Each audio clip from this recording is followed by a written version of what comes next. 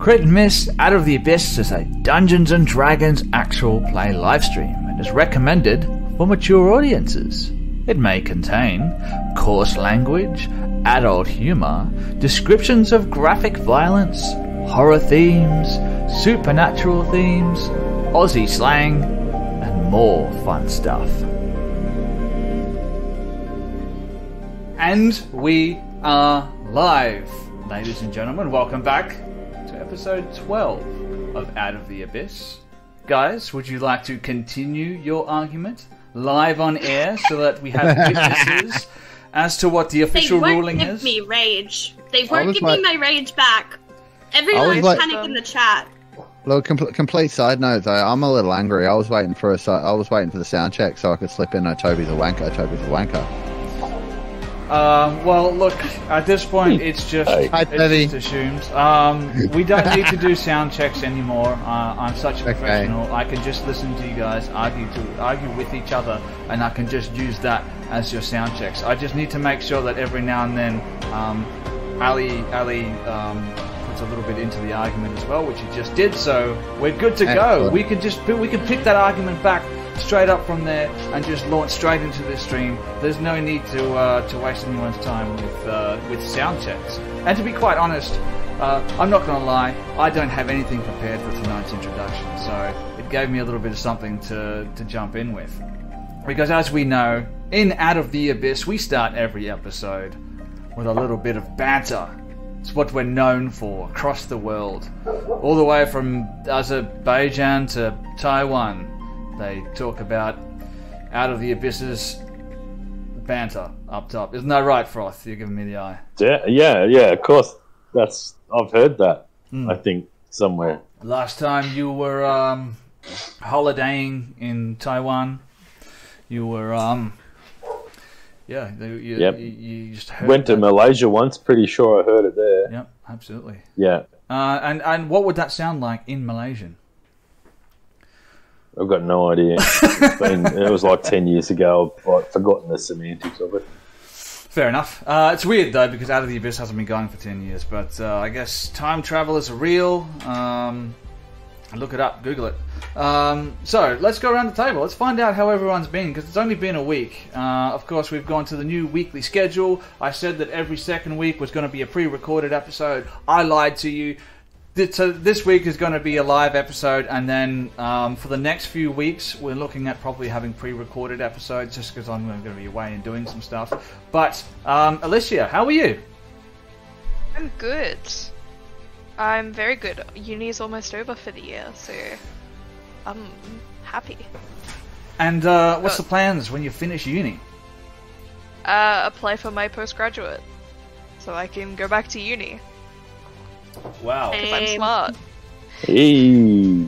Finish uni and then plan to do more uni. That's more uni. More uni. Yep. Sounds fun. You're not going to start a D&D actual play live stream channel and not tell me that you're starting? No. No? Sorry. Personal job. Cool. So, more uni on the horizon for everyone's... But uni about D&D. Uni about D&D. So, it's good. The University of Dungeons and Dragons. That would be great. That would be great. Do they call that Univer D&D? Ooh. You know what? You heard it here first on Crit and Miss. Give us 5 or 10 years to develop this, but you can't steal it because it was right. Trademarked. Right there. Trademarked. I mean, I don't think it's trademarked, but you could definitely claim it as intellectual property. Maybe? Intellectual property. Property. I mean, it's live. It's live. Yeah, and because it exists in an actual medium format, that is enough. That's our proof. So not for me. Yep. Yeah, we're lawyers here. It's also enough for copyright law. So, yay. Alright, you heard it here, ladies and gentlemen, from the disembodied head in the bottom of the screen. He's back. I'm back now. He's back. Still haven't decided which one I prefer, but I gotta say, you've touched up the beard a little bit, man. You look at you, looking fancy. A little bit of a trim. A little bit of a trim. Yep. Looking good, Mark. Yeah, I got super lazy for a while and I got real bushy, and then when it gets to that point, because I need the side bits to kind of be the right length for it to look any good, I have to take it all off because it's really hard to shave it kind of even like that. Yes. Beard care tips from Mark Hillman, everybody. Beard care Don't tips. listen to me. Another reason to subscribe. Did you have a hot date or something? No, just you guys. Just standards. Aww. Standards. I used to have those. We haven't seen each other. What are they? in a while. Don't know what you're talking about. Well, look, the only thing that used to make me actually shave was like, a hot date or a gig, and I haven't had a lot of gigs lately, so at least none where I'm like up front. So, And no hot date. No, I don't need hot dates.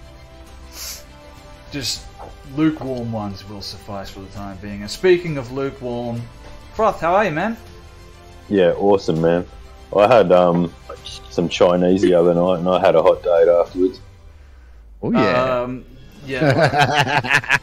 You could also call. Oh, that a you gig. meant something else. I'm sure you okay. made music while you were there as well. Yeah, there was plenty of tunes, not the kind anyone wants to know about. So we'll leave it at that. Speaking of Universe D&D, hey, what? Calm down. We're working on a couple of things in the background as well, but you know about them, so that's okay. Hoping something comes fruitful and some nice content that you might be able to slay around here and there, but we'll see how we go. Do you want to drop a little teaser right now? Do you want to let the millions of people at home know what's going on? Or there's two things going on. There's another DM I know that's absolutely awesome, and he's doing a kind of like a homebrew campaign, and I'm kind of doing a homebrew campaign. And we might be recording them in the background. We'll see how we go. Ooh, so more Dungeons and Dragons content. Oh yeah. Christmas. I might have had a little bit of insight into both of these campaigns, and they are really fun. And they have some great players. I wish I could hold a candle to my fellow DMs, but you guys are amazing. So we're really far away. You have to have a really really long arm to be able to hold a candle to me. So. Well, this is why we're recording them, because Froth is actually a much better DM than he gives himself credit for. Well, I guess he's going to have to hit that subscribe button and find out when it comes time for those episodes to start dropping. Because yes, there are more shows coming to Crit and Miss. I keep wanting to say there's more shows coming to Out of the Abyss, but that's not true because there's only one Out of the Abyss. There's more shows coming to Crit and Miss. Oh yeah. And I don't have a segue, which is really depressing. But Grace, how you doing? Fine, I suppose. Fine? Fine? Suppose. I mean, I'm a little angry that I didn't get my rage back, but like, is that enough to enrage Flash to get a rage back? That No. I'm angry that I didn't get... No? No? You I wasted really them needed- on me, that's what you get. I really need a You subscription deserved so I can drop the hear me out emoji right now. You deserved it. You stole my necklace. It's all your fault. Just hear me out, right? Well, Yeah. I mean... Yeah, it's fine. Just hear me out. Can I have a rage back because I'm pissed because I didn't get my rage back? No. Please? Tell you what, I'll think about it for 2.5 hours, and then I'll get back to you. That's why, but the combat isn't gonna take that long. Isn't it? How do you know? No? It might not take that long for Thrash. Be Yeah, not because I'm gonna die presumptuous. because I don't get my rage back because I don't wear armor. That's like my whole thing. Exactly. You know you still get unarmored defense while you're not raging, right? Yeah, but I don't have resistance. Aww. Makes a big difference. Feeling Does. vulnerable? That there, rhymes. Thrash the Troublesome? Feeling vulnerable? Especially with that If it... level of exhaustion that you're still carrying around?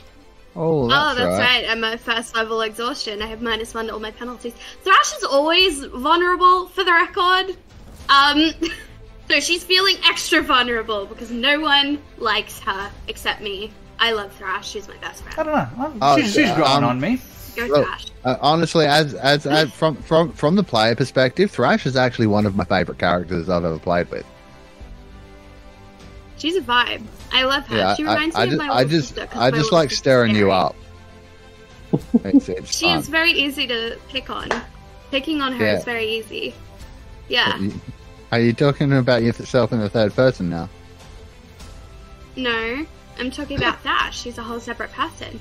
Yeah. Dash, come say hi to the people.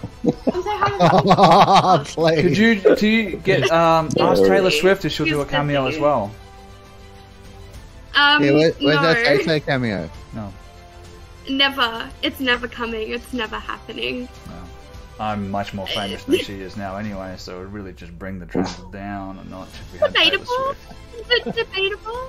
Everybody knows that I have the real singer's voice. Okay, go on. Sure. No, if you're The good at musician. something, don't do it Clap. unless you're getting paid to do it. Speaking of getting paid to do things, let's do something that I paid to do, which is play D&D and stream it live for other people's entertainment. Who remembers where we left off? Who wants to do a little bit of recap of the previous episode? Who wants to put their hand up and do that? Because I'm a lazy DM and I like to get you people involved. Every time we get asked to do a recap, it ends up being super simple and brief. So I'm going to throw to Grace. She's got her hand up. Super simple and brief, just like I mean, me. I feel like I do take notes. So, I will read my very short 2 paragraphs worth of notes. So, obviously, the party got caught by some fish people. It wasn't a vibe. We didn't like that. And then we were caught by more fish people, which also was not a vibe, and we also really didn't like that.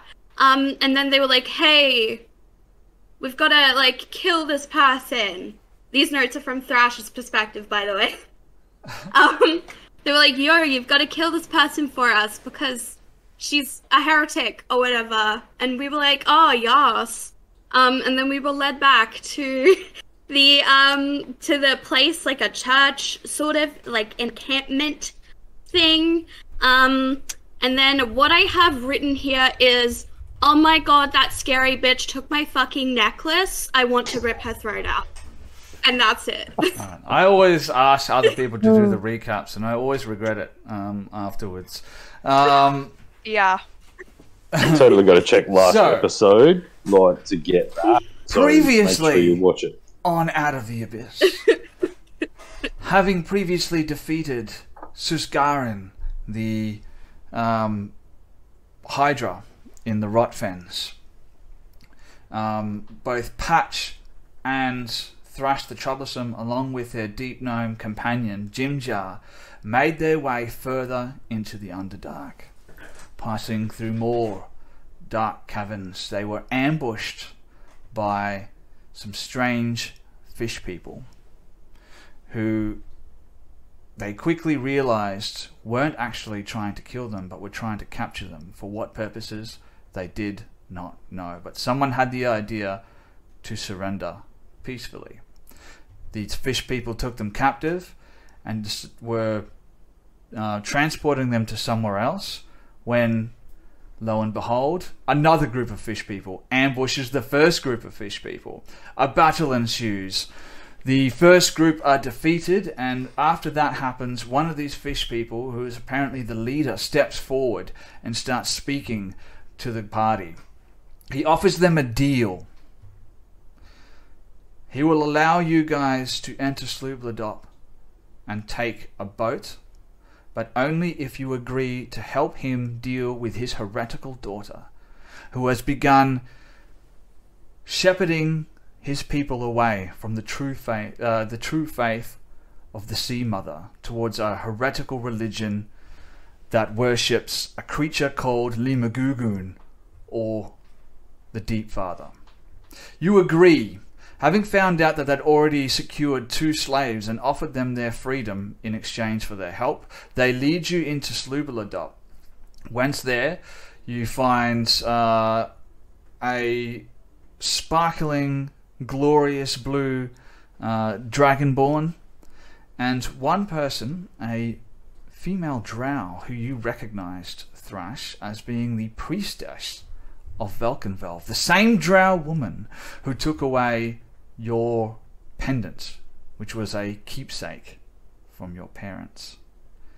Then you sat down and very reasonably engaged in a reasonable conversation with no violence whatsoever. It was very diplomatic. Very diplomatic. I think I got some good points out. Yeah. Lots of persuasion rolls were rolled, and we all came to a very amenable, agreeable realization. No, none of that happened. Everything went sideways. People were casting spells. Fish people were flying all over the place. But look, at the end of the day, King Ploopploopeen, the archpriest of the Sea Mother, handed you over to his daughter, whose name was Ploopploopod.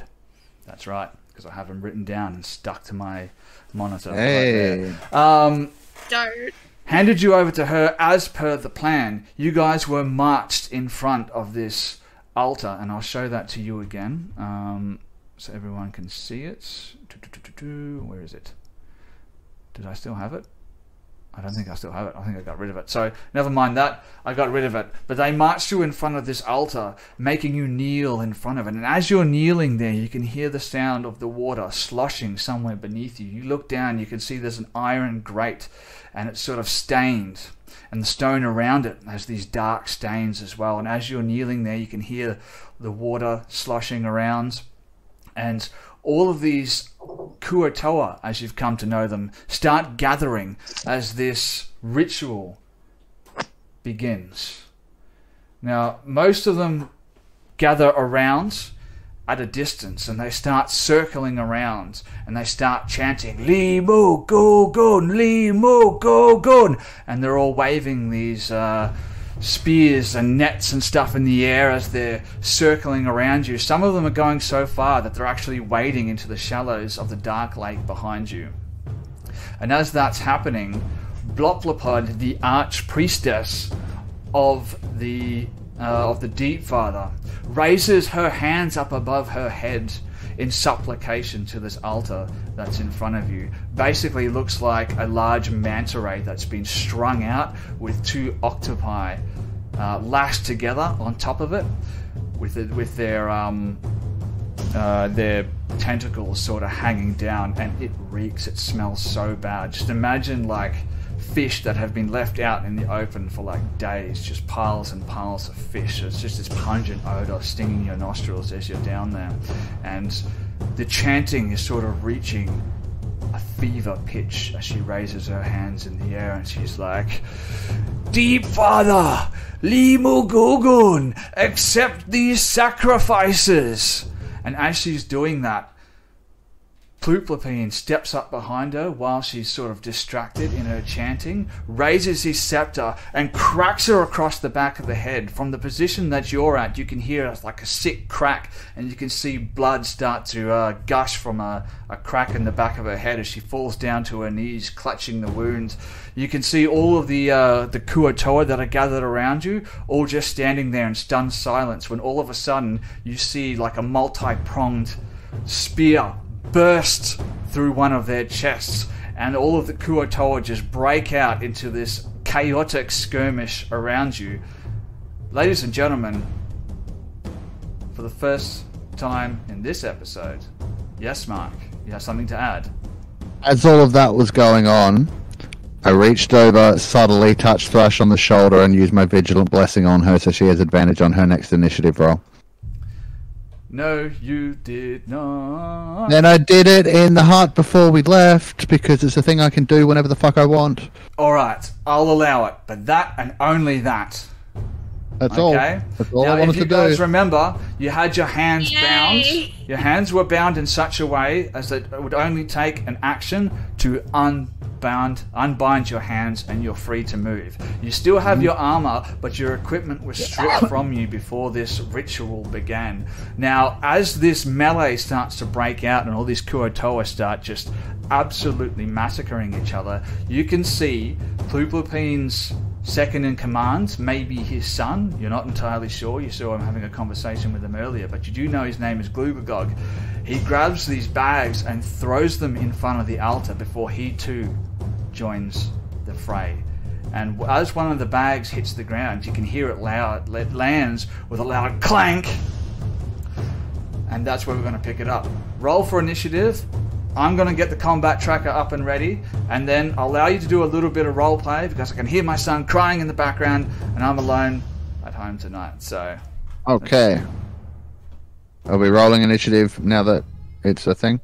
Now that 100%. It's a thing. Roll for initiative. Alright.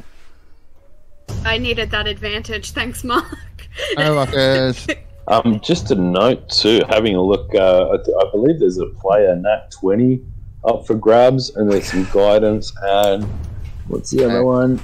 There's two other things, but I can't read what they are. Potions and bless as well. Okay. Well, nice. I got a 15. I think there's a Nat 20, there's advantage, there's 3 blasts, and 2 health potions. Okay, excellent. Off the top of my head. Use the health potions as you guys need, because I am out of spell slots. So, Froth, unless you have some healing up your sleeve, or Ali, like I've got a little bit. Yeah, so all I've got, because we had a short rest, I've got my channel divinity back, so I can do my temp HP aura. That's it. Okay, well, I've got no rage left, so this could go very badly. My armor class is only 15. So do you have a do you have a one-handed weapon? Actually, you know what? Thrash has been built for range attacks. Or she's you could grab a one-handed weapon and grab my shield out of my pack, and I'll keep my distance. And that'll up your AC by 2. For wimps, please. Okay. Are any of you like a broken chain link or a torn cloak or a leaking white skin perchance? Then I might possibly have some healing. Oh no, that's mending. No, I have you can. Ali, do you, as an artificer, do you have a homunculus servant or a steel defender?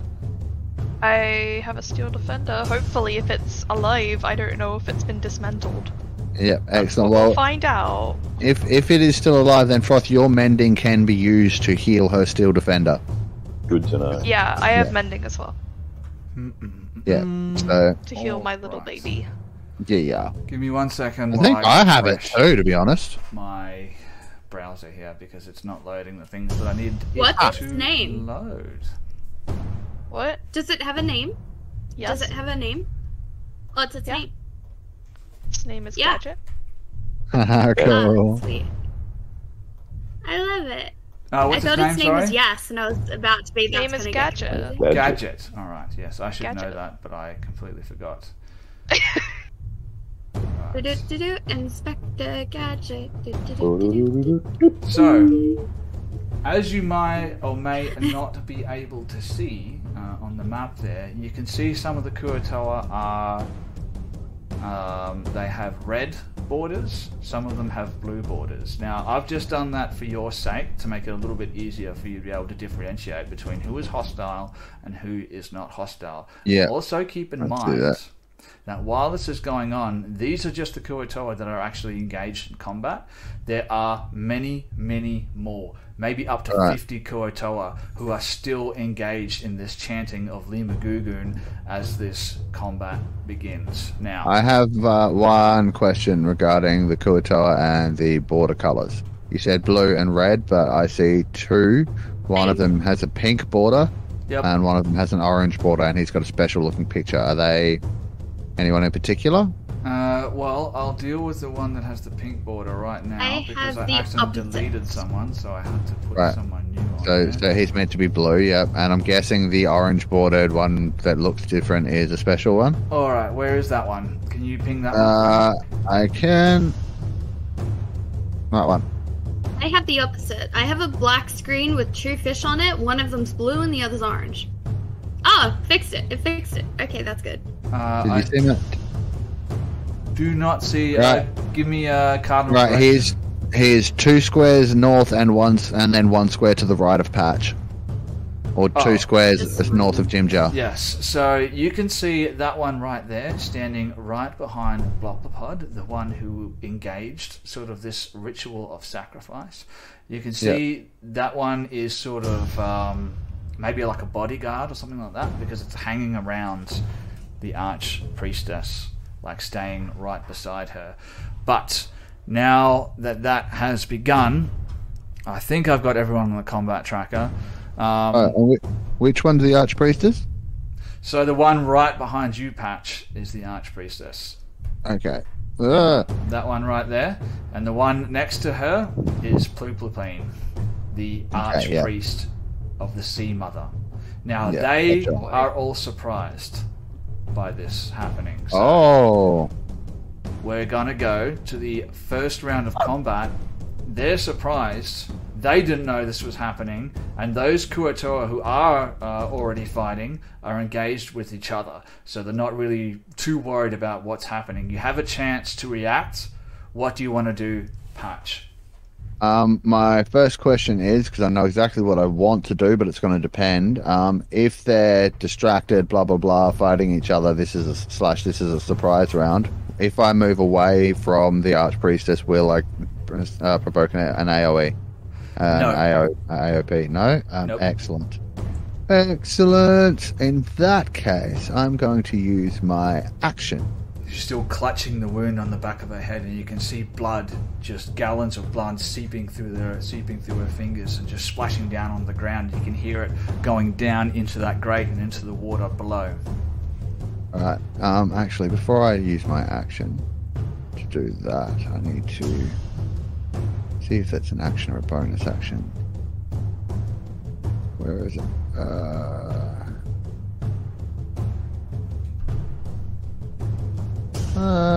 Where is it? Features and traits. Sorry guys, I just forgot what kind of action this is. It's a no action. No. Sorry, no. Yep. So no, it isn't a no action. It's a no action for that, but it's an action to do the actual ability.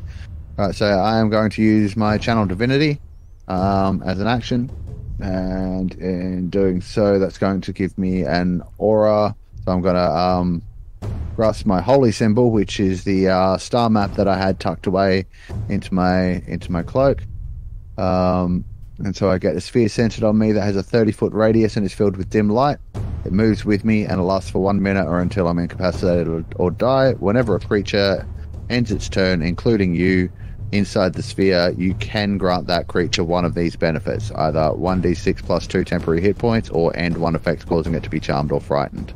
So if I could get a 30-foot radius aura around me, please. You can do that. Thank you. I'll be right back. He's crying. All right. Sorry. Yeah, that's all right. I'll do my aura myself.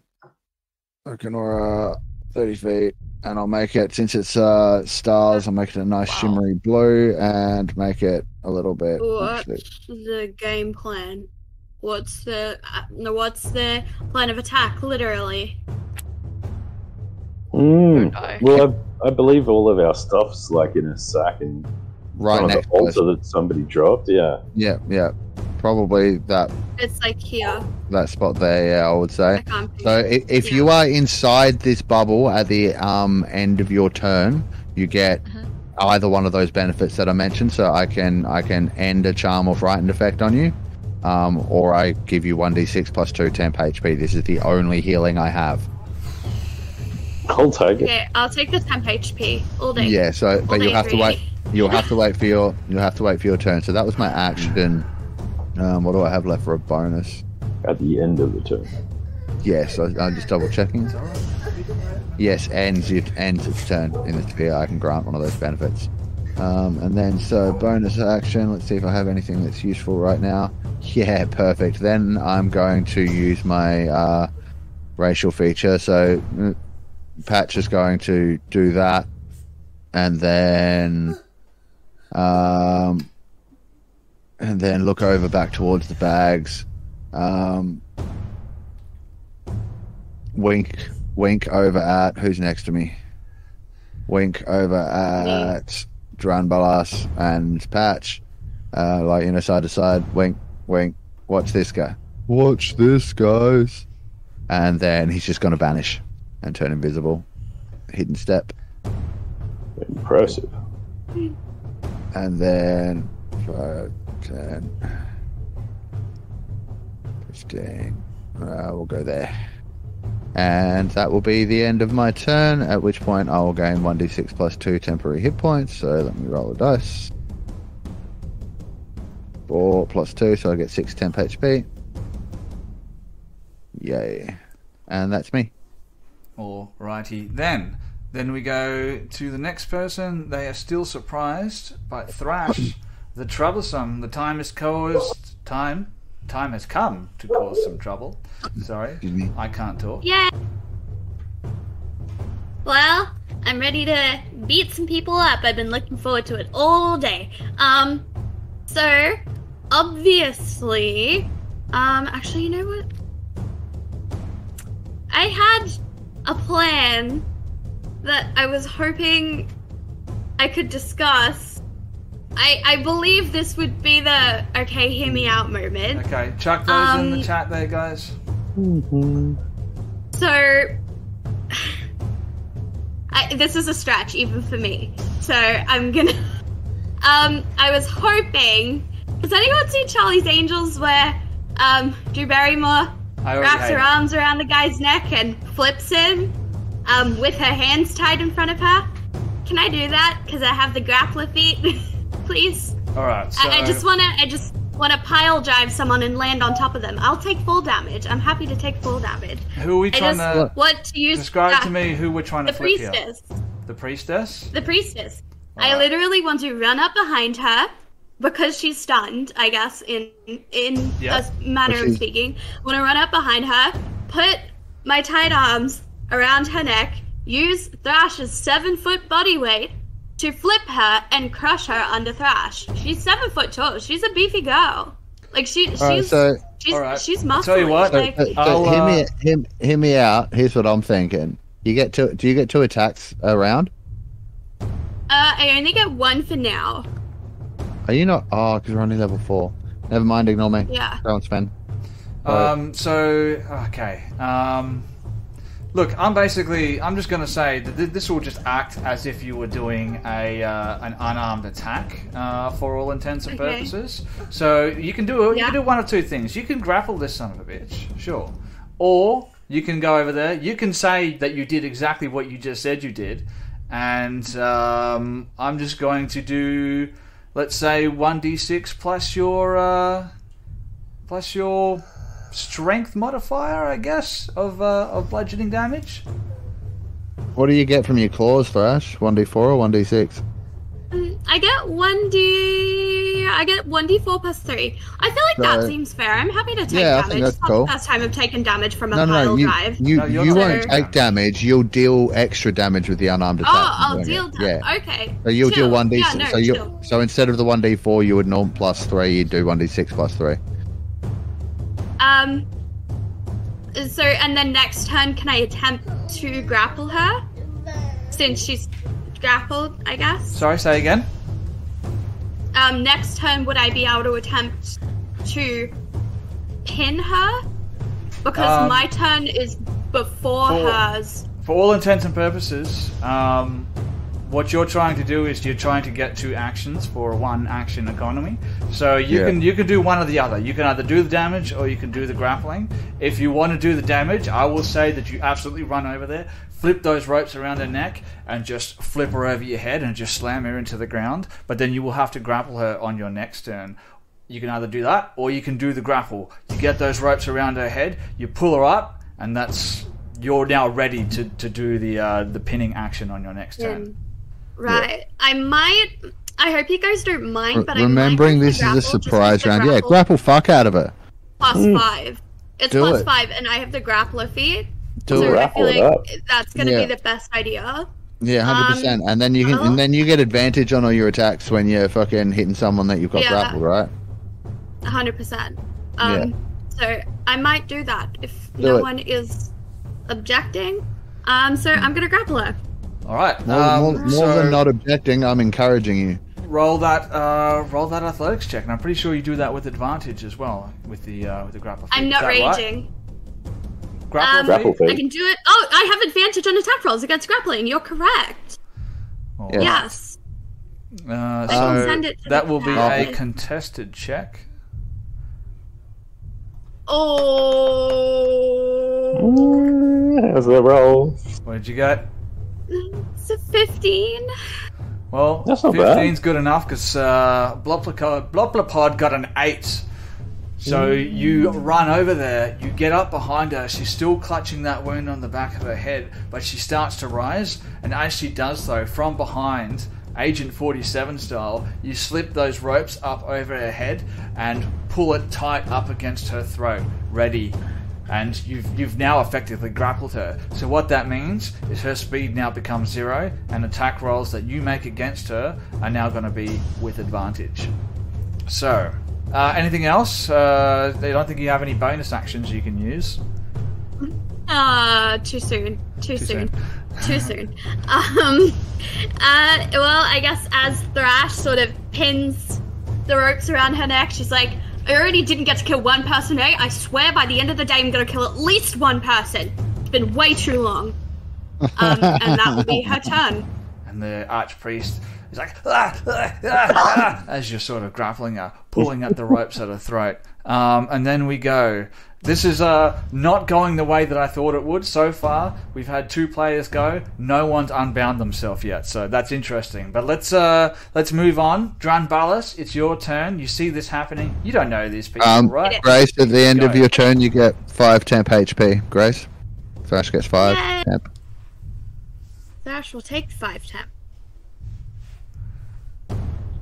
Right, Dranbalis, yeah, Dranbalis would hear the clanking of the basically the bag hitting the floor, assuming that that's got our stuff in it. He would sort of summon within himself and remember some of the text that he's read back in his classes and schools, and summon a mystical hand out of nowhere that just sort of appears with this bluish kind of sparkly tinge that goes and grabs that bag, and would bring it around to about trying to ping the map, but around between myself and our good friend on the ground. Oh no, Thrash is there now. Thrash is just moved in I'm this just spot. trying to move myself to where I would be. Okay. Yeah. Okay. Because So these are Thrash basically was. just bags of equipment, I will allow you just to bring it up. Let's say it's in that square just to your south, and just to the east of Bark there. So you can sort of just bring it into that square. So Verena and yourself can both reach in and grab what you need to grab. Speaking of Bark, I don't have access to his stat block and therefore haven't been able to add him to the initiative order. Of course. Give me one moment. poor and baby. I will do that for you.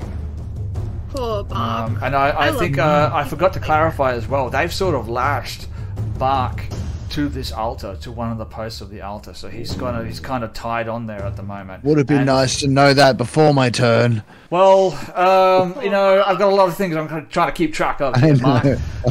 Sue me. Okay. I will. I'll sue you for everything you make from Crit and Miss that doesn't go straight back into the channel. I'll take that because you'll be paying money. You won't be getting any money.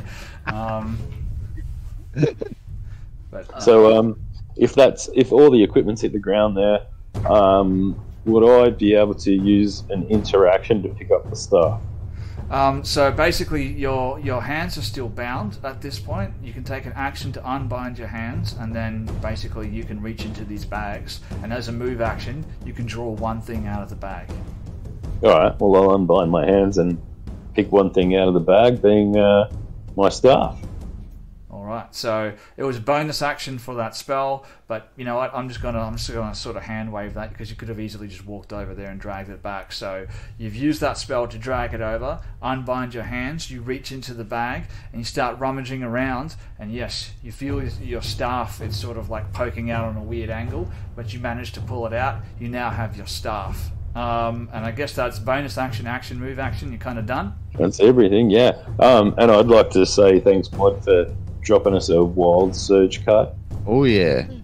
Oh yeah, guys, do keep me honest and updated about those because I can't always keep my eyes on the chat. So if someone does redeem some crit coins and buy you guys a card, just let me out if I forget it because it's hard to keep track of everything that's going on. But if that's the end of your turn, Dran Balas, then I guess we can move on to the next person. First time in combat, Verena. At the start of my turn, Verena's going to call out to the bag and say, Gadget, come here, darling. Is there any response? No response. Okay. She is then just going to undo the binding, and then reach into the bag, grab hold of her longsword. Okay. If she can, while she's in the bag, see if the cat's in there at all. Is the cat in the bag? The cat is in the bag. The cat is in the bag. So. Oh, that's so unfair. It's there, but it does not seem to be functioning. Okay. That's fine. She's gonna grab hold of her longsword, and then we'll scoot about to put her in a better position. But that is her action, bonus action, and her movement. Action, bonus action, movement. Done. Then we go to the top of round 2. So all of the good Kuato are surprised as well.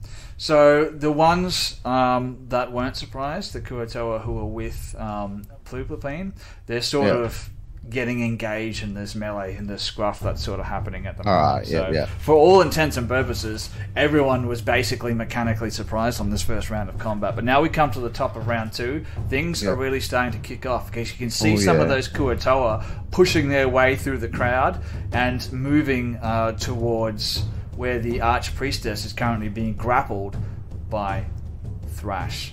Moving, assuming they're going to help her. Yes, you have a question? I have. Yeah. Were we doing anything about Patch's HP, or is that waiting for us to level up? I did take some temp HP there too, didn't I? Oh yeah. What do you mean about Patch's HP? Sorry. We were talking about not Patch. Sorry, Bark. We were talking about leveling him up. Not yet. Not yet. All right. So he stays at 5 HP. He'll stay at 5 for now. I guess. Could you also add him to the? Yeah, because you haven't. I can't add him to the combat tracker. I've got access to everything else, but it just won't let me do that. So if you could add him, that would be wonderful. I will absolutely do that. He has had a turn in combat. His turn would have been to, I imagine, try and chew the ropes free as his action. Yes, but he does have his muzzle also bound shut, so he can't really do much at the moment. He's lashed onto the altar, and his muzzle is sort of bound. If you remember from the previous episode, they bound him on the muzzle because of the whole thing about whether or not dogs can breathe. Turns out they can. Would he be able to attempt to just like pull on the rope that's binding him to the altar and break free? Yeah, absolutely. Yep. So roll just athletics strength check. He doesn't have athletics, so it'll just be straight strength. Yep. 13. He's not an Olympic athlete, so to speak. With the 13, you can see he's been bound to what appears to be almost like a tent pole that's sort of holding up the altar, and you can hear it. It's starting to slide to one side as he's with all of his might and body weight yanking back on the rope that's holding him there. Yeah, cool. All right, top of round 2. Now, these Kuo-toa who are surrounding you, there must be like at least 50 or something, so don't pay too much heed about the ones that you can see sort of on the screen there. There's more than that. But the ones who aren't engaged in combat have been thrown into this frenzy. They're still chanting, "Leave, move, go, go," splashing around in the water. And the ones that are engaged in combat, I mean, it's absolute chaos at the moment. Pandemonium. You can't tell who's fighting who, but some of the Kuo-toa definitely are pushing through the crowd, making their way towards you guys. I'm a furbog, not a panda. Huh? Who said you were a panda? Pandemonium. Alright, can someone just mute Mike's microphone for a little bit? That's on you, buddy, but I'm pretty sure I have the permissions to unmute myself. God damn it. I mean, should we kick him? Are we kicking people? Is that the direction? Who wants to join Out of the Abyss? There's a spot just opening up, ladies and gentlemen. If you're in the chat, send me a message. No, not really. Alright. Top of round 2. It is one of my Kuo-toa's turn. Where are you, little buddy? I've got notes all over the place. He's the one that's right next to me. Screw you guys, I'll mute myself. It's the one down the south. Now, Patch disappeared, so he can't see Patch anymore, but he does see one of his Kuo-toa brethren, followers of the Deep Father, engaged in combat with Sloobludop. So he's going to step up, and with a +2 for flanking, he's going to make an attack. I've already got the stat block open. So he steps up behind him, and what's he going to do? I guess he's going to make an attack with his spear. He sort of has one of these multi-pronged spears, and each one of the like prongs on the spear has like little serrated edges. You know, the ones that they use for fishing. He stabs at him from behind with that. 14 for the first one, and for the second one. Come on. Oh, there we go. Natural 20. So he's going to do some crit damage with that one. Oh wait, why did I roll with advantage? That's the old flanking rules. He just gets a +2. So he rolled a 16 to hit, which is going to be a hit. So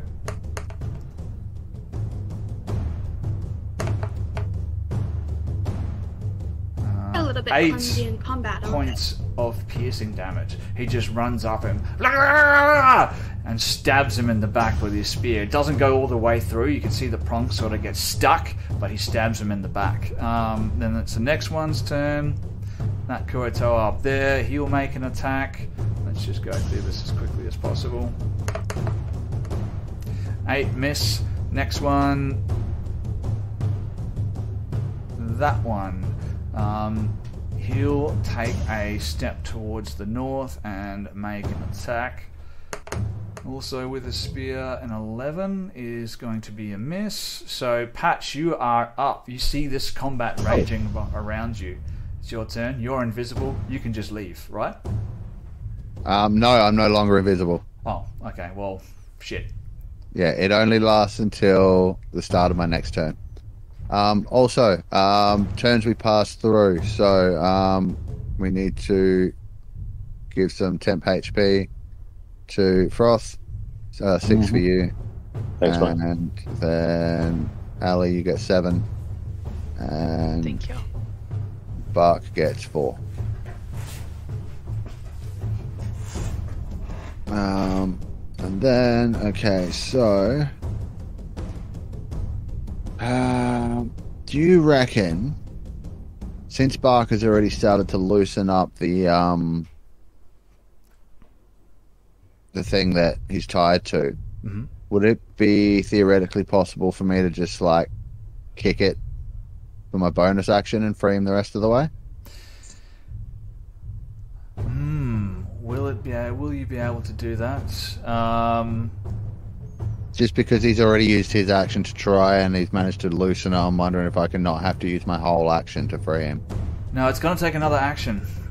Bugger. It'll take an action from him, or it'll take an action from you, but you can definitely assist him if you wish to do that. No, I'm going to let him take the action because I have something else I need to do with mine. I'm just thinking if there's another appropriate bonus action I can take. I'm just thinking because you would have to like fully like throw your body at the support to sort of knock it out. Okay, I just wanted to try and kick it, but If that's not going to do it, then that's fine. I will instead... just need to make sure I'm picking the right one. I will instead use my action to transform into... Optimus Prime. Autobots, roll out. I mean, like, yeah, but no. All of a sudden, you'll see Patch start to sort of like twitch a little bit, and then close his eyes, take a deep breath, and then as he exhales, his form sort of begins to shrink down, and then shift and take on another form, sort of hairy and smallish. No, still a medium creature. Oh. No, he's turning into a cave badger. Oh, right. Okay, a cave badger. Fair enough. Yes. And that will be his action. That's about all he can do in that regard. So can I get a cave badger token, please? Cave badger token. Let's have a look here. Let's see if I can actually find a cave badger. Do you need the stats for it? I have the stats here. I just need a token. I can roll manually. No, I have one right here. Cave badger. Bippity boppity Yay. blue. And I'll open the stat block for you as well. Obviously, your stat block will be slightly different than that one, but let's just... Oh, thank you for the subscription, Valiant. Nice of you to join us, man. Awesome. All right, so your bones start to like twist and malform. Your skin starts to sprout these bristly hairs as I imagine a cave badger is smaller than a person, so you like crouch down on all fours. And Patch is not a small person. It's sorry, Valiant, I'm actually here. Hello. Patch is like 7 feet tall. He's bigger than Thrash. He's bigger than Valiant. Yeah, that too. And so yes, he would crouch down like quite low as he started to shift into the badger, and the badger is still considered a medium creature, but it is significantly smaller than he was before that. And then so he would be coming from my square, going to 5, 10, 15, move to here, and just sort of hang around protectively near Bark. I don't have anything else I can do as a bonus at this point. So that will be me. So it's just flavor. I'm sort of hanging around, guarding and protecting Bark at this point. Hang on. What did you say the ground was made of here? It's basically like it's stone, but the stone is covered with like this weird like carpet of kelp, if that makes sense. But like a weird kelp that's sort of like growing on the land as opposed to in the water. So I probably couldn't burrow then. You know what? Let's make a roll. Roll a d20, and I'm gonna say if it's a 9 or above, he can burrow.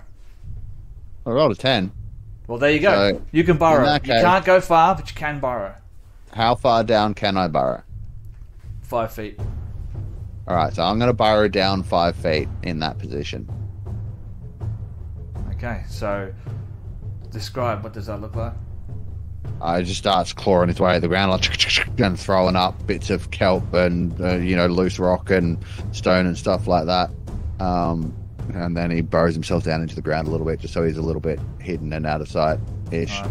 I dig it. So he's underground, keep me honest. Yeah. And Patch is no longer there. So let's just hide. Yes, I can do negative elevation on the token. It's just not showing up. Now, what does that do? So you've changed your shape into this badger. What does that do with your your starry form? So my starry form is a version of wild shape, which I can use as a bonus action instead of an action if I want to. But it's a separate thing. So I'm not in starry form. I am just a cave badger. So that's no longer active. it wasn't active in the first place. Oh, my aura stays. The yeah, aura. no, aura stays because that's not a spell; it's an ability that does not require concentration. Even though I can also concentrate on spells while I'm like that. So yeah, I still have that aura on. Well, hopefully you can concentrate on making a new character. After I kill this one. Yeah. End of your sure. turn. Well, yeah. Can we get an aura on that token? Because I can't do it. I can move it, but I don't have access to the rollable stat block or aura. Giving you access to the stat block. What's the aura exactly? Now I can do the aura. It's fine once you give me access. Yeah. There you go. Perfect. And it's this slightly beefier looking Kuatoa pushes his way through these other Kuatoa who've just been whipped up into this frenzy and still like chanting and splashing around in the water. You can see a pair of like hands, these webbed fingers, push two of them apart and step in, snarling like long ivory teeth, like dripping water as it steps up into the fray. It is this creature's turn, and he is going to... Oh, I completely forgot to add Jimjar to the combat tracker. He was surprised on the first round as well. Am I meant to be able to see the AC and the hit points on that bad guy whose turn it is? No, you're not supposed to be able to see that, so I don't know why well, I you can. Oh, well, there you go. Turn that off. Yep. Cool. That was a mistake on my part. So Jimjar will act in this turn as well. But for now, it's this creature's turn. Who is attacking? Thrash is attacking her. So it's going to move over to there and basically make an attack against Thrash. Now, fairly certain there's no negatives because you're grappling, so it's just going to be a standard attack against you, I think. So as it like pushes its way through, you can see it's wielding this staff, and the staff has like two prongs on the end of it that sort of curve out, and on the inside of those prongs there's like these spikes, and it just comes running at you while you're grappling with the Archpriestess. Just this thing leveled at your neck as it comes running at you with a frothing further. And it's going to make an attack. And I feel like this thing's got a rage that perhaps Thrash doesn't. And it misses with its attack. No. That's so unfair. The creature can't have rage. If I can't have rage, no one can rage. That's not how it works. And it's another one of those instances where you should read the stat block before you decide what it does. But that's its turn. I said it. It did that. Next creature's turn. It is another one of the Kuatoas. It will make an attack. Just do this quickly, and that is a hit. So it's going to hit with its spear, which it's holding in two hands, for another 7 points of damage. So this guy takes one spear in the front, one spear in the back. He's now basically just spear on either side of him, and they're just like holding him there. And then we go to Thrash's turn. You've got this thing grappled. This thing came running at you with this pincered staff, but as it came, you loosed your shoulder and just knocked it out of the way. What do you want to do? Well, I'm gonna use my free action, like my speaking action, to turn to the rest of the party, and just shout, I'm gonna pin her. I want you guys to hit her with everything you have. I can take it. So that's permission for everyone to hit her with AoE spells. I'm prepared to. Yeah. It's cute that you think I have spells left. No, not you. I'm talking to the people with full spell slots left. I'm just like I'm querying, right? If you take her down, she goes prone, but so do you. Whereas if you just keep her grappled and attack her, you get advantage, and she still can't move. Mm-hmm. Interesting notion. This is true. You know what? I'm not gonna pin her. If I pin, actually... restrained. Yeah, so I'm restrained if I grapple her. So which that's a fair point. Yeah, which means you can't. Which means I can't, yeah. Fuck all. Yeah. So what I might do... I have my claws at her neck, I'm guessing. So, Thrash is going to try the same thing she did to Verena, except on this person and hope it works. So she's just gonna put her claws up to the base of her throat and slowly sheath them in, if that's alright. Alright, I dig it. Let's do it. Do keep in mind you've got 2 guidance cards on the table. You guys have a natural 20. There's a wild magic, there's an advantage, and there's a health potion still on the table. You have advantage, Grace, so roll again. Should I? Yeah. Use it? I do. No, you have it because she's grappled and by you. 17. A bit better. How's 17 do? Yeah, 17 is going to... One moment while I zoom in so I can read it. Yeah, that's going to be a hit. Awesome. Okie dokie. This is going to do Jack. Oh, that was crit. Okay, that is 7. Okay, alright. So damage, maximum damage. And so that's it. Your claws... You can feel your... Oh. Ooh, I have one more thing. Oh, no, sorry, I'm just... Yeah, there is. As a free action, I can cast Speak with Animals. Takes a minute. I can do it for free. Okay. Takes a minute. Like, totally. It takes a minute? Pretty sure. But it's just a free thing I can do whenever. Yeah, at will doesn't necessarily... It's like part of the spirit... It takes 10 minutes. At will doesn't mean you can honor. That to me is a ritual. Let me have a look at your character sheet. I don't think it's got a... It shouldn't take 10 minutes. You're not ritualistically casting this. Yeah, no. So it should be in your features and traits. Spirit Seeker. You can cast Beast Sense and Speak with Animals as rituals. Yeah, is that what you're talking about, Grace?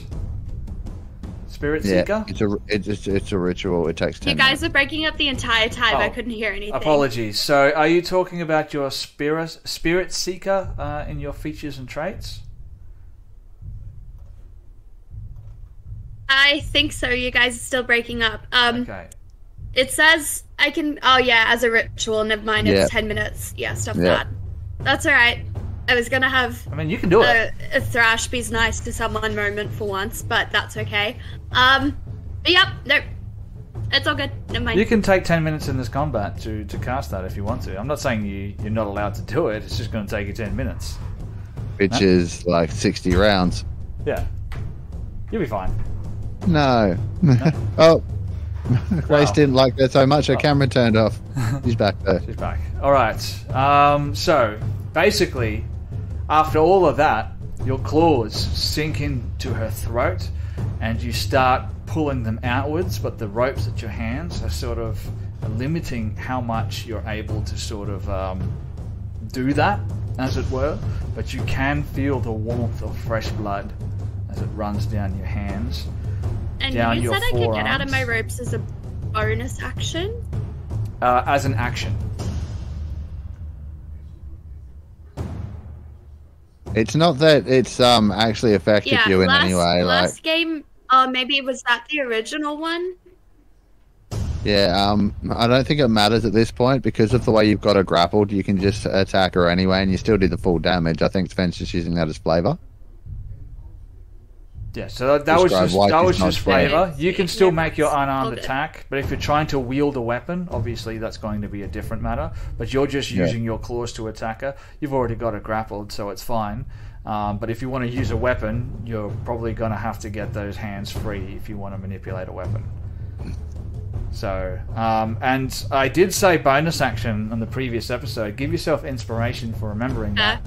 But it is an action. I misspoke. But just by the way, Sven, that's the fact that I've wild shaped means I'm no longer bound. This is true because the ropes were. I can choose what happens to my. Well, I can also choose what happens to any equipment or anything I'm wearing. I can either take it with me or drop it, and I think I can be selective about that. So I took everything of mine with me, and the ropes just dropped on the ground. Your pants. So you see, Patch's pants are just there, and you're just dreading the moment his wild shape runs out. Okay, if you say so. No one wants to see a furbolg wiener. It's covered in moss. Anyway, is that the end of your turn, Thrash? Can you still hear me? Well, my character sheet, my internet just crashed. Oh. So, yeah, I'm going to assume that. All right. Yes, that is it. That is all I can do. Okay, so we'll just assume that for the time being. This creature is going to attack the other creature. They're splashing around in the water. You can now see that some of that blood that was seeping into that grate is now starting to flow out into the dark lake. Those of you that have enough dark vision to be able to see it anyway, you can see the already dark waters are now starting to turn an even darker shade. And he is going to completely whiff that one, I think. Did I roll the right dice there? Now I did, but he misses anyway, so no difference there. And it is now Drunbalas's turn. Cool. Quick question about temp HP. If you have a higher amount and a lower amount gets given to you, does the lower amount override, or does it just not do anything? No, it'll just stay on the higher amount. Okay, cool. Because I just rolled to try and give Thrash a few extra, but I didn't get a higher roll, so it'll just stay as it is. Correct me if I'm wrong, chat, but that's how I think it works. But yeah, so just keep it with the higher one for the time being. But Drunbalas. Yep. So while that's all happening in the middle there, and all the actions happening, I think Drunbalas would like to just quickly cast a magic spell up into the air while no one's looking, and hope for it to. And plan for it to come down a little bit later. Do you want me to roll a stealth check for that? It is for flavour. What are we doing exactly here? What's the stealth check for? You're casting a spell, right? I'm gonna cast a spell, but I want to kind of throw it up in the air and get it to come back down. But I don't want anyone to see it. All right. So there are actually sorcerer meta magic feats that allow for the ability to cast spells stealthily. So I think that might be a thing that you should like. Yeah, I will say it's that's not going to be something that you can sort of hide, especially not with a whole crowd of 50 or more Kuatoa sort of gathered around you. Especially not if it's something that makes light. No, that's cool. I've planned for it both ways, so that's okay. So Drunbalas would say, "Who's the guy that engaged us to slay his heretic daughter? Was it Ugbulu or Gugbulu? Sorry, Ploopploopeen. Ploopploopeen. Okay, and the god is that he worships is the Deep Father. No, he worships the Sea Mother, and the heretical the Sea Mother is the it's close. It was some parent of some kind and had to do with the water. Okay, so Drunbalas would sort of raise his arms up and he would say, "Kuatoa, listen to me. The Sea Mother is speaking through me, and she is upset about this heretic one, and she speaks through me now." And he would cast a spell, just trying to pretend like it's all someone else and not him. Leveled spell or cantrip? Alright. Leveled spell. I have my staff back. Wild magic search. Well, let's hear about this spell first. Cool. Witch bolt is so cool. Witch bolt is coming out with should have a +6, so 17 to hit. 17. And hits. we're going for the heretic daughter. Yeah, because she's a fellow spellcaster, I'm assuming at this point. And that's a ranged spell attack, right?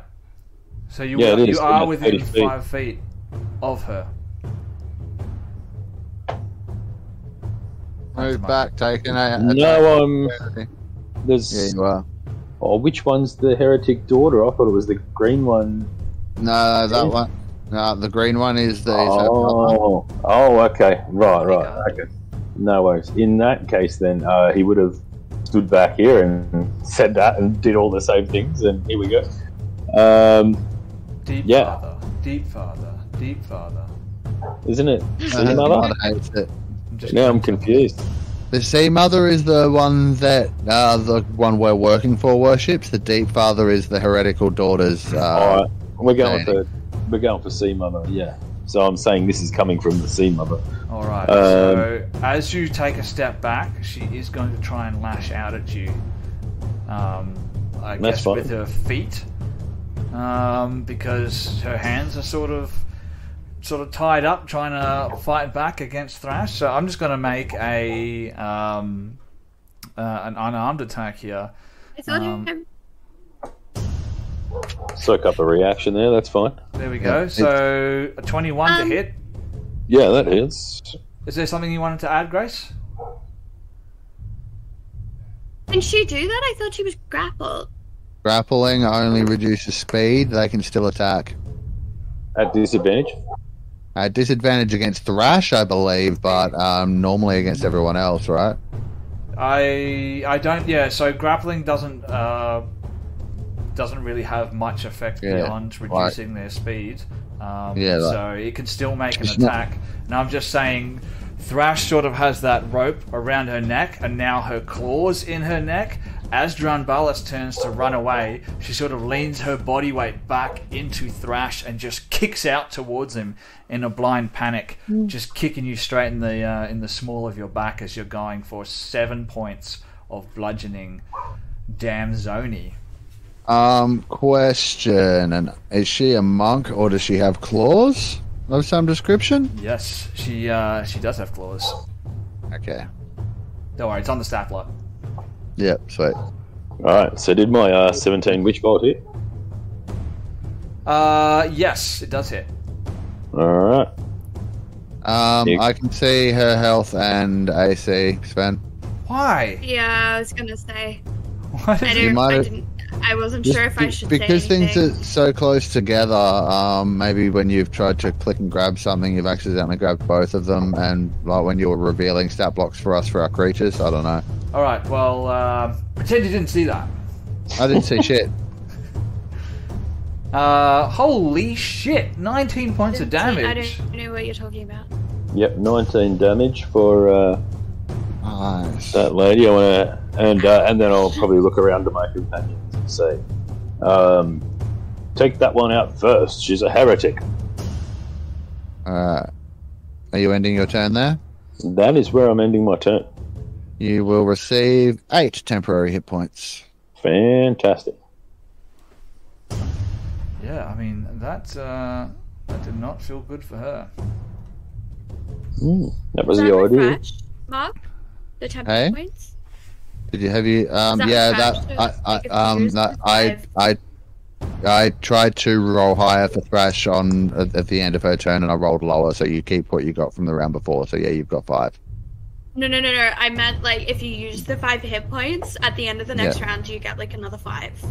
You get another whatever I roll at the end of each of your turns. If I don't choose to, I can either give you the temp HP buff, or I can remove a charmed or frightened effect on you. So at the moment it's temp HP because none of us are getting charmed or frightened. Sorry, I had to use a calculator there. All right, so we sorted all that temporary HP that it's the next guy's turn. Really don't like. Okay, let's say it's this creature's turn. Oh, I like cleric. And it is just going to make an attack of its own against the other creature there, and is going to miss it, rolling like a champ. And then it is Verina's turn. That was one of our allied guys' turns, right? He gets 7 temp HP. No, I'm going to say that it's too difficult for you to determine who is who at this point. It's just those ones on the outside. It's just a complete scrum. So, at this point, I'm going to say you can't you can't discern who's on your team, like mechanically. Yes, you can as a player, but role play wise, it's too difficult to tell for Patch who is who. I can't make a perception or an insight check. You I'll can. take it at disadvantage. I'm gonna say it'll take a good DC 22 to be able to tell who's who at this point. At least for the ones on the outside. The ones that are actively attacking you, that's easy. Yeah. Okay. So like what I'm talking about is because this is the guy in between the two guys, right? No, this is this guy here just had his turn. The Curator. Yeah. So he's more. Yeah. All right. So perception or insight, which would you prefer me to roll? You know what? I'm gonna go with a. It doesn't matter unless it's something different. Perception. Yeah. Cool. 23. Hate you. So he can have his 8 temporary hit points. So 7. 7. That's the last one I rolled. Alright, now I have to remember that he has 7 temporary hit points somehow. You can just add 7 onto his total, and it'll give him the overshield. Alright, Verena, it is now your turn. Okay. This thing in front of me, have I determined its foe? Because it hasn't attacked anyone. I'd say the one that's there, yeah, you're quite certain. You don't need an insight check for that one. It's coming at you guys. Okay. Okay. I will attack that. Yeah, he hasn't been added. Oh, well, there we go. Now it has been. Awesome. It's after you. He's right after me. Great. Okay, I'm just gonna swing at it with my longsword. All right. Okay. Yep.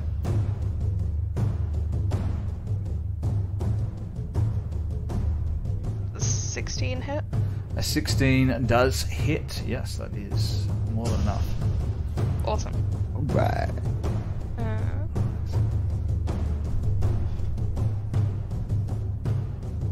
It's 11 damage.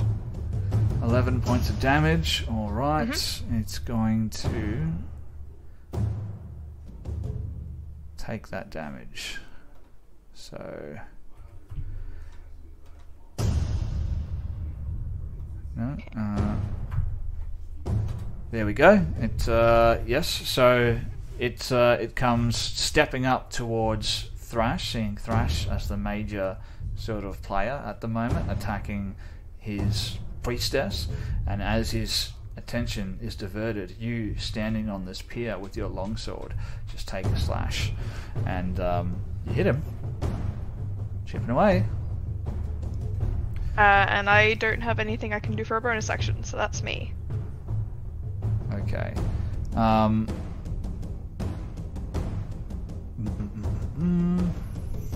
Would Thrash have seen that?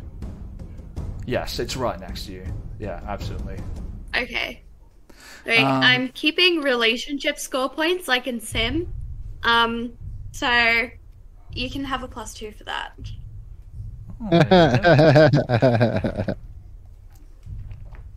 I'm keeping a relationship score as well for all of you guys. It's safe to say Patch isn't doing well. -10. Patch isn't doing well. No, not a fan of that aura. I don't like it. You mean the character's relationship to God, i.e. the correct. DM. Right, gotcha. Yes. They call me Lord Ao. Well, that's fine because Patch doesn't worship your scrawny ass. He worships the essence that gave you life, and that is Talishrin. Boom. But all I heard in that was arse. That's inappropriate talk for on Twitch. Don't make me ban you. we are an M-rated stream. Yeah, that's true. I do have a disclaimer up on the starting soon screen, but I guess it is going to be my creature's turn, unless Verena has anything else that she wanted to do. Verena might get some extra temp HP. Let's see what happens. I doubt it. I got 7 last time. Yeah, no, I didn't manage to beat that. It's just if I'd rolled a 6, you would have got 8. But It's alright. You keep the 7. Yeah, unfortunately my bonus action is my cat. So... the cat is in the bag. It is in the bag. It's not destroyed, so if one of us could theoretically cast mending on it, it might get back up. Oh, wonderful. Wonderful. Where's the bag? Right next to Bark. I got moved to Ploopploopeen, I think. Yeah. It's right next to the altar on the... It's like here? There. Yeah. It's like in that area. It's in that area. So as long as you're somewhere around there, you can grab your stuff. But it is now my creature's turn. As you slash this thing with your longsword, it looks back towards the wound that you just caused it, which is now gushing blood, looks up towards you, raises its hand, and just smacks itself in the face. And as it does so, this shimmering force appears around it, and then it lifts up this pincered staff and just charges it towards you. It's not a rage. You can see like this shimmering field around it now. And it lifts up this pincered staff and makes an attack towards you, Verena, with a 19 to hit, which is going to be a hit. I'm going to cast shield. So, tell me, what does that look like as it comes towards you with this pincered staff? My shield is just a, I guess it's like a light that comes out, and it almost looks like little cogs working together, trying to form some sort of barrier. Alright, so it comes at you with this pincered staff, and basically these cogs appear, and the end of the staff just gets like caught in the cog, and it just forces its staff down towards the ground, as it's just like staring you straight in the eye with this gash along its shoulder. It looks at you and it's like Gargalaga! And then it is the next creature's turn. Who is that? It's this guy over here. Alright. His priestess is in trouble. It's time to do something. What can you do here, buddy? Let me just have a look here. Alright. It is going to cast a spell, I think.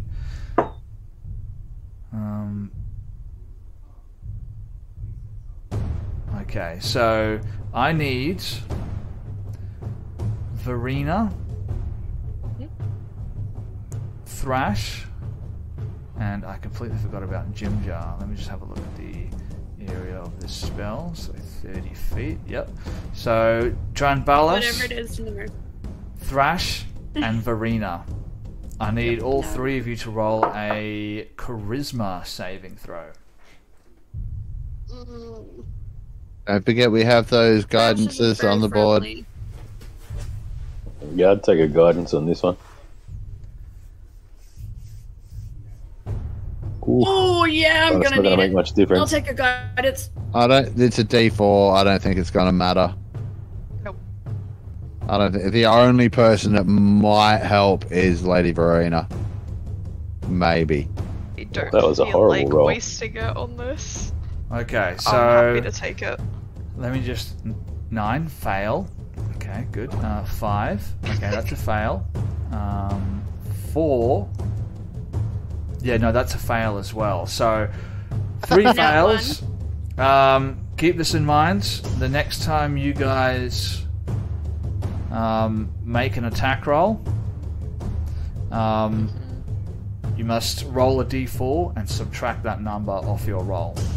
Bane? Yep, maybe. But Bane. keep me honest, because I'm not going to be able to remember everyone. But I think we can. I think we can put some tokens on people here, or some things here, so that we can remember. Is there one for this? I can't fix that for you guys either. All right, there's none for that. But so Dranbalas, Thrash, and Lady Verena, do keep that in mind for your attack rolls, and that is going to last. Let me have a look here.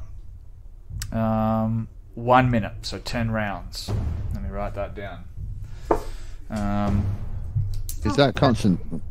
Just hit the fuck out of whatever just did that. It's probably a concentration spell. And yeah, kind of busy. Okay, wrote that down.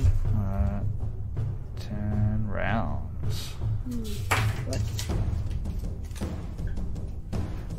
Okay, that's its action. Then, as a move action, I suppose it will, for all intents and purposes, just stay where it is.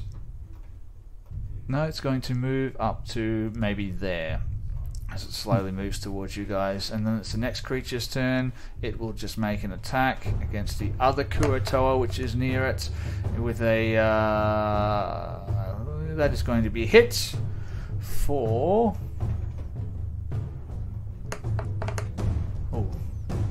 minimum damage, 2 points of damage.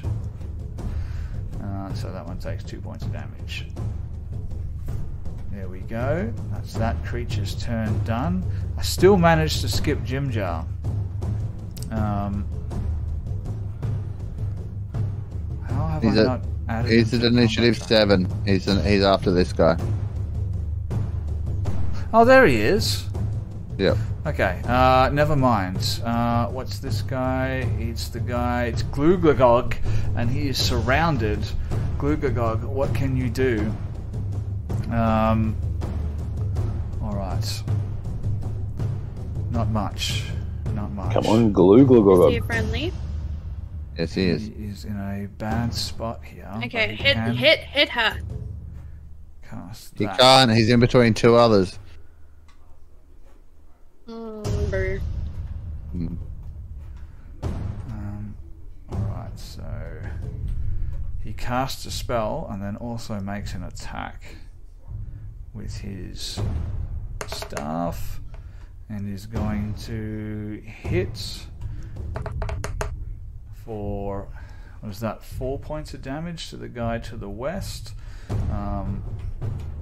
And as he does so, you can see he hits it with his pincer staff, and those sharp points on the inside of the pincers start to dig into the creature's throat, and he's going to try and grapple it as well.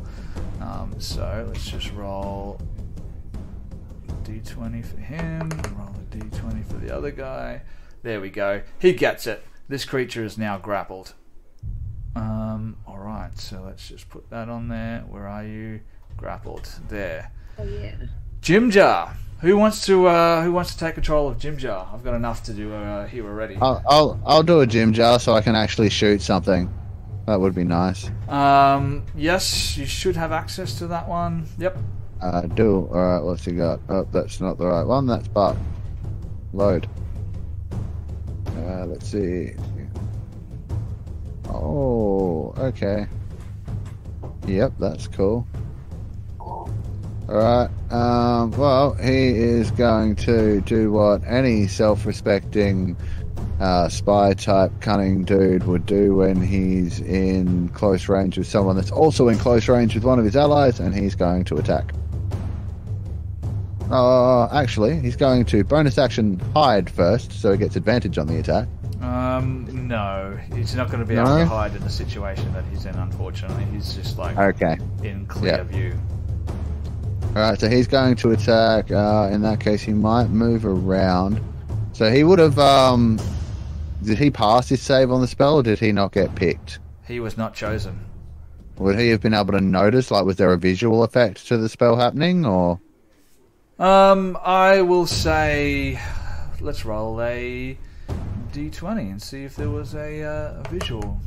10 or more. No, there was not much. There was no visual. It's just a feeling within those people who were targeted by the spell. Okay, yep, no worries. So in that case, he's going to stab a bitch that Thrash is grappling.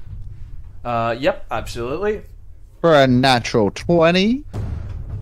So that will be this at critical damage, which is 10 plus sneak attack at critical damage. So I'm going to have to roll this twice because it won't let me do it. He steps up and he's like, if I were a betting man, I wouldn't be putting my money on you, love. As he pulls out his short sword, and he's actually still got his hands bound I'm going to say he did that as he's on the first turn of combat. He unbound his hands, cool. and now he's just like shanking her in the stomach as Thrash is tearing her throat apart. He's just like ga like a prison fight. Yeah. So a total of 24 damage. I was very confused for a second. And that was his. Cash went and spanked someone. No. And I was like, oh my god. That was his first attack. He's now going to take his second. How much did you say? 22? 24 and 10 to hit on the second attack, so that's no good. That's no good, but she's not looking good. Yep, so he will then bonus action disengage. And let's see, what's the situation? We got him there. I think being that he... what am I looking at? You can see now he's like opened up her stomach, and you can see like some of the intestines now starting to like drop out of the wound, and blood is now just gushing. The whole floor is just slick with Kuo Toa blood as this melee continues all around you guys. It is chaos. Some of them are still chanting, other ones are just like screaming and splashing around in the water. Yeah, I think what he's going to do is analyzing the situation, knowing that one's looking pretty well fucked, right? It's looking hurt. And there's already quite a few people here, and he can see the one guard dude from what's his name? Gloob, the son of the archpriest. Glooglagog, close. Glooglagog. He's going to see that he's in a bit of trouble, so he's going to bonus action disengage and move over to here to give him a bit of backup. Alright. On his next turn, and that will be Jimjar done, and at that point in time he will get 4 temporary hit points, so I should be able to add that. Yes, I can. There we go. Done. Alright. I like it. Let's make some attacks with these guys. Nope. This one. Nope. Woofed.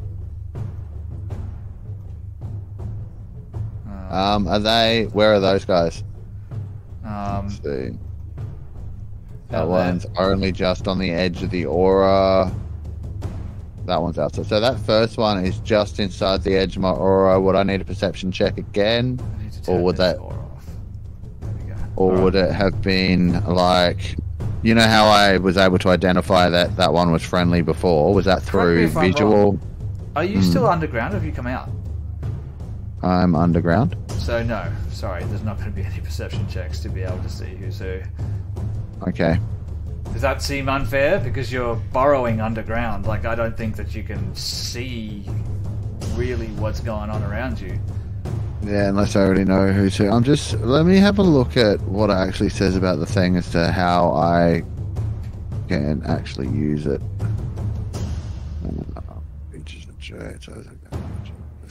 Alright, while you're checking that, I'll move on and just keep in mind. It is now Bark's turn. Yeah, it just says, whenever a creature, including you, ends its turn in this sphere, I can grant that creature one of these benefits. It doesn't specify that I have to see them or anything like that. Yeah, and that's all well and good, but to keeping in mind that I feel like that would be like a metagaming thing. You can't see them. Well, wouldn't I be able to... It's perhaps that I can sense them within the aura of my magic ability. And this could absolutely be true, but then you don't know who's who. Yeah. Unless I can see them. Yeah. Or unless I'm familiar with them, such as my party members, I'd be able to sort of maybe know what they feel like. Yeah, cool, that works. These total strangers, I don't think that's going to work. So so I need to be able to visually see them and identify them as an ally. That's right. Otherwise, you may as well be giving it to the to your opponents as well. So Yep. No workers. Bark. All right. So Bark, being that. All right. So I want to ask for a ruling on this because normally I need to sort of tell him what to do. Yep. Right. But he's quite fond of Thrash because Thrash has been real nice to him. Yes. And you can see Thrash is in his melee and has this one grappled. I'm wondering if he can go and try and latch hold of that one's ankle and try and bite it. Well, I think Bark is still restrained by that rope. He's going to need. Oh, he is. All right. Yep. Sorry. He'll. All right. He will attempt to do that then. Barkity bark. Where's your sheet? Over here. Oh, and it gives me a rollable one in here. Cool. Alright, so what was today? Just a strength check, yeah? Yes, that's correct for Bark. Alright. 15. That's enough. Bark starts just yanking and pulling back, and he's yelping because as he's pulling back, the rope is sort of digging into his skin, but he just, with one mighty heave, pulls back with all of his body weight, and that supporting beam now comes tumbling down, and as it does so, a whole quarter section of this altar just sort of drops down. That sort of stingray thing that was set in between these poles just sort of collapses down towards the ground, and those two big octopuses which were sort of lashed together start sliding off the side, and with a squelch, like gross, and they hit with enough impact that they sort of split a little bit, and the inside sort of comes spilling out, and the smell is just even worse now. Oh, yuck eye. Yuck eye. Alright, so that's his action. He doesn't really have much in the way of bonus action. So at that point, I think I might just leave him there. That seems to be probably the best place for him at the time, for the time being. So he's freed up, ready to go and do something on his next turn. That is correct. Yep, no worries at all. So that's the end of his turn, and we come to the top of round 3. Now, this melee is sort of happening in the center. Around the outside, there's all these other Kuotoa, like I've said a couple of times, just screaming and hollering and jumping up and down. And you can see some of them are like splashing around in the water as well. Some of them are fighting. Other ones are just like yelling and like waving their weapons and stuff around over the top of their head. Everybody give me a perception roll. Including Bark, or would that not matter? No, don't worry about Bark too much. And what about for me being 5 feet underground? There's still audio perception, I guess. Like, yeah, this will be difficult to tell without being able to see it. So those people who can see it, can roll the perception. I'm going to say audio is going to be way too difficult because you can hear all the thudding. Like I said, there's 50 Kuotoa jumping around. You can just hear thud. So you're not going to be able to tell the difference between that and what I'm about to describe. So Drunk Balas, and even you, Lady Verena, waiting for Thrash's roll. And 4. So you're too caught up with what's going on in front of you right now. Not only did you get a 4, you actually got a 3 because you still have a -1 to your rolls. So and it's a nat 1. And it's a natural 1, so not great. Basically, you start pulling this Kuotoa's neck open, and blood squirts up in your face, and you've got the blood in your eye now, so you can't see what's going on. But the rest of you can see those ones that are splashing around in the water, and one of them sort of like waving his spear up and down. He's like, "Gah, gah, gah, gah, gah, gah, gah, gah, gah," and then all of a sudden, whoosh, he disappears beneath the waves. And you're like, what the hell is going on? And you look over and you see another one, gah, gah, and it looks down in panic towards its leg and like starts stabbing down with its spear into the water, and then all of a sudden, splash, it disappears beneath the waves as well. And as that's happening, the water starts like splashing and frothing up, and all of a sudden you see all the Kuotoa that are still in the water like panicking. Some of them are stabbing down with spears, other ones are like scattering, trying to climb up onto the piers. You see maybe one or two of them try to swim away. And at that point, we're going to take a short break, ladies and gentlemen. And when we come back, we're going to pick this up right where we left off. Don't go anywhere, because we won't be gone long, just a couple of minutes. And when we come back, we're going to continue this thrilling combat. Stick with us, guys. I'm scared. Right back. See you soon. And we're back. I'm back with all these weirdos. We were just having a little bit of conversation, catching up with everyone, just having a chat about the future of the characters, and I thought this might be a good opportunity. Froth is still making himself a cup of tea. Let's find out what's going on with everybody. Here he is. What's going through these characters' heads?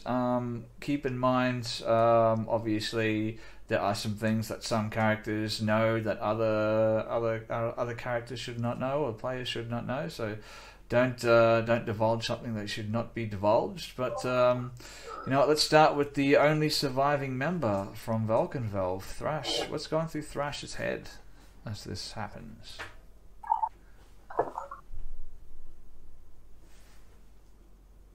To be honest, I think Thrash was a little bit surprised that Verena kind of hurt the guy that was trying to hurt her, because she still thinks she's crazy drow lady. And she's also surprised she didn't use that crazy torture stuff. And so I think she's been taken aback by the fact she's not using spider magic, and is kind of freaking out a little, because she's like, oh my god, why would she take my necklace and then beat this dude who's trying to kill me up even though she wants me dead? I think she's a little bit confused. But she is also without raging, in a blind fit of rage. It has been a very long time since Thrash has had a good kill. She's missed out on a kill. So and you've been traveling for I think 10 hours now, as well as multiple combats, and you're also not feeling well.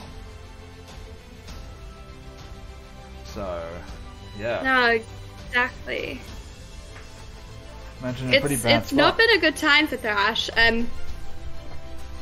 Yeah, look, I think she's feeling a little vulnerable. I'm not gonna lie. I mean, she's the only surviving member of that party.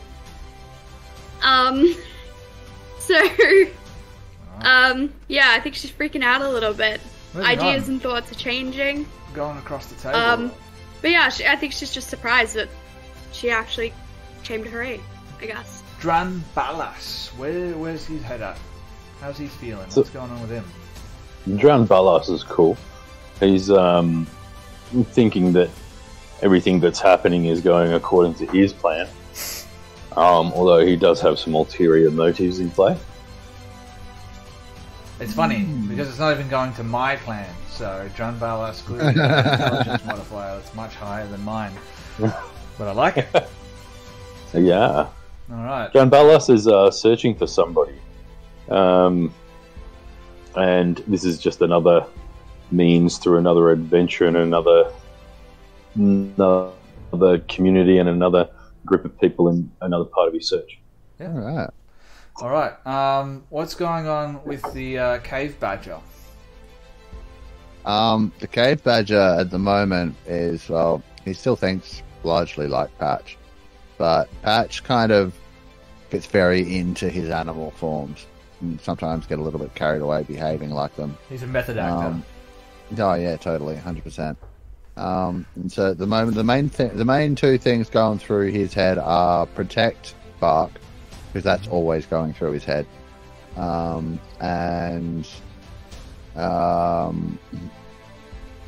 this dirt's a bit hard, so it's kind of hurting his claws a little bit. But also he really wants this to be over so that we can get out of here and stop having to fight people, because he really doesn't like fighting people. Alright. And last but not least, Verena. Verena is definitely feeling very exposed right now without Gadget. Feels very lost, kind of has this gnawing thought at the back of her head that, what has happened to Gadget? How long is it going to take to bring her best friend back? She's definitely in a bit of a pit of despair at the moment, but is trying to push it aside so she can get out of the situation they're currently in. And I can only imagine the situation that you're currently in. It's escalating, and it's escalating, and it's escalating. It's getting more and more out of control, and now you start seeing these Kuatoa who are just disappearing beneath the waves of the dark lake, and the water is being like kicked up into almost like a frenzied froth, and it's starting to mix with the blood of these Kuatoa. So it's basically like looking at a blender now, just with blood splashing around all over the place. As we come to the top of round 3, and let's just get straight back into it. Because I have another question, because you know I'm a pain in the ass. You know how I couldn't tell the difference between the Kuatoa based on hearing? What about smell? Alright, so you are... They all the vibrations in the way they step. I'm sorry, you are underground. At straws, man. You are underground, so I'm underground with keen smell and tremor sense. Yes, so you know where they are. Yeah. Okay, but the Kuatoa who worship the Sea Mother and the Kuatoa who worship the Deep Father both smell like off fish. You know where they are, but you cannot determine what is what. That's the problem. All right. Now. Yeah, fair. Just thought I'd try. just do it. Just borrowing a grace and doing the subtle hear me out. Yeah, that's okay. Yeah. Keep throwing them at me. The gloves are off. See, there's no gloves. I am now mean DM. I'm not giving you things for free. But that's the situation as it is at the moment. I would say if you poke your head out, if you have a look around, I will let you try and determine who is who. But that's the situation as it is at the top of round 3. And it is one of my creatures' turns. That one right there, Jimjar, just crept up behind him. So he's going to turn to face Jimjar, and he's going to attack Jimjar with his spear. He's going to... Jimjar dodges. He yanks it out of the back of Glooglagog, and you can see one of those barbed tips just like get stuck in Glooglagog's back as he pulls it out. He turns to face Jimjar, who just moved up behind him, and he's going to just 2 hands overhead thrust it down, trying to skewer Jimjar from the top of his head all the way down to his feet with a, there we go, 17 to hit. No. I'm joking, it's a hit. I know. By a lot.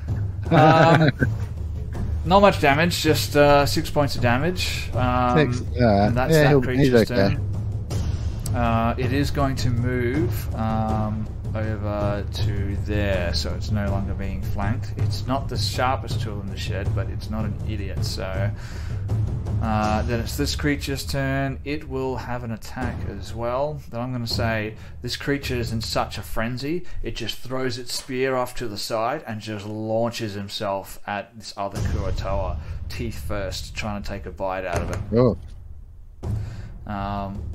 And he hits for 3 points. He just like jumps up, latches onto this other creature's sort of shoulder and just pushes it back. And as it pushes it back, it comes away just like its mouth full of blood and bits of the creature's flesh that's torn off as he shoves it away.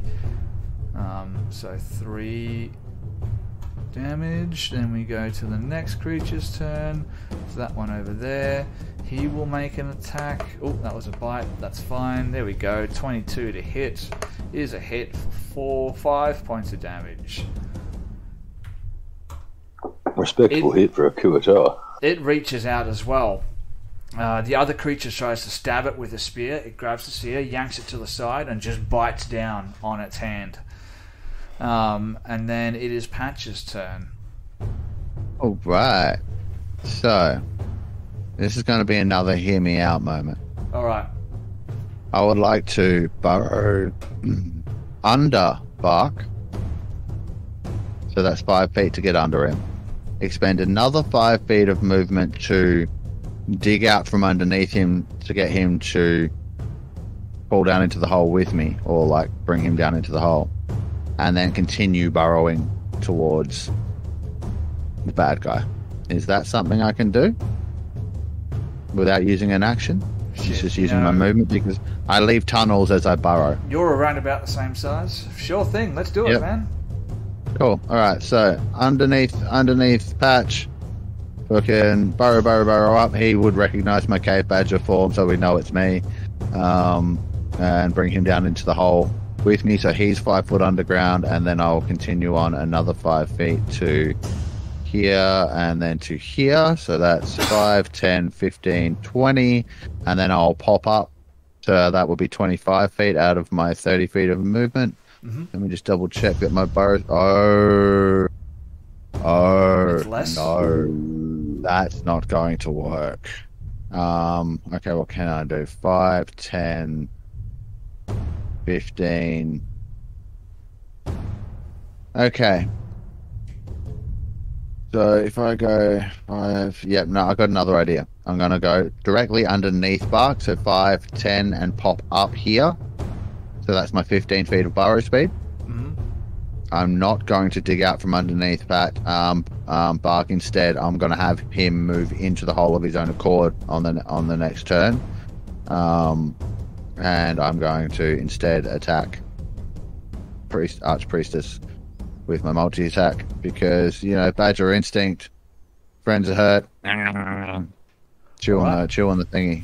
Alright, so unfortunately I was hoping to get another 5 feet over to get flanking. That's not going to happen, but that's fine. I get 2 attacks, 1 with a bite, 1 with a claw. So here comes the bite. That will be a 17 to hit. Oh yeah, that's going to be a hit. For 2 piercing damage. Hey. Has she had a turn? I haven't given her a turn, have I don't think so. Somehow. Did I even add her? Yeah, no. I'm not seeing her on the combat tracker. I need to get better at that. Alright, now she's on the combat tracker. Keep going. Okay, yep. Pillows, and then claws. 15 to hit. 15, yeah, 15 is a hit. Excellent. That will be a further 4 slashing damage, so 6 damage in total from the Badger, and that will end my turn. So did you say 6? Yes, in total. Right, 6. No problem at all. And put my elevation back to 0. And just remembering, there is now a tunnel from... Can I draw? I can't, no. So there's now a tunnel from the square beneath Dranbalas to where I am. I'm sort of like, you know, burrowed up and gone chung chung. I'm still sort of, you know, I guess on the edge of the tunnel where I could pop back down, but I don't have enough movement to do so. So, over to there. Okie dokie then. We go to the next creature in line, which is going to be... Yes, there we go. I believe... What did this one do? I will temp HP myself. Oh. Yes, it will cast a spell on itself. And that shimmering sort of glow appears around it, forming around its body, and then it will attack. It's going to step up to... Oh, no, it's going to attack Thrash, because that's the main threat here. So 20 is a hit. Yes, you take 4 points of piercing damage as it attacks you with this sort of pincered staff. And I need you to make... No, you don't need to make anything. You are now grappled as well. It hits you with this staff, and it hooks you across the back of your neck. So you now have that. You have the Archpriestess of the Deep Father by the neck, and this creature has you by the neck with its pincered staff. It's a grapple chain. It's a grapple chain. It's a grapple chain. I have an idea. It's I have an idea. Excellent. And then we go to the next creature's turn. And I have inspiration. All right. And we have nat 20s on the board. It will. If your idea is really good, we might let you use that. One step towards the north Pretty before freaking good. it makes its attack. With its spear. Mod's like, no, the Deep Father has you by your neck. I don't get why he's so put off by the Deep Father, but because his father is deep undercover. All right, 8 points of damage. So, how does this guy have 70 damage? 70 hit points. He has temporary hit points because of someone giving temporary hit points out willy-nilly. And then it's Thrash's turn. Oh, this is like, you know how Thrash likes to pile drive things, and it's like one of her favorite things to do. Don't we all? So, I have inspiration, and in a few games past, you let me use inspiration to pile drive someone into someone else, and I'm gonna go off by that logic and say I've hooked my claws into her neck. They're in there, like enough to spout blood into my eye, and I've got my arms around her neck, so I'm well and truly hooked in. Like, she ain't coming out anytime soon. So what I'm thinking is, I kick off and flip her into the other guy who has me grappled, forming a collision grapple train, and all three of us take damage. Alright. I love it, honestly. Alright. I'll tell you what. Yeah, give me your inspiration. You've let me do this before. Give me your inspiration. You have this creature grappled, so you don't need to roll a grapple. I'll allow you to make an unarmed attack against the first creature. Okay. If that hits, it will also count as an unarmed attack against the second creature, but with bludgeoning damage. And if that also hits, you will fall prone. That seems fair. Could I argue for a little bit more than an unarmed strike? A little bit more bludgeoning damage on the third one because a giant tabaxi is falling on him.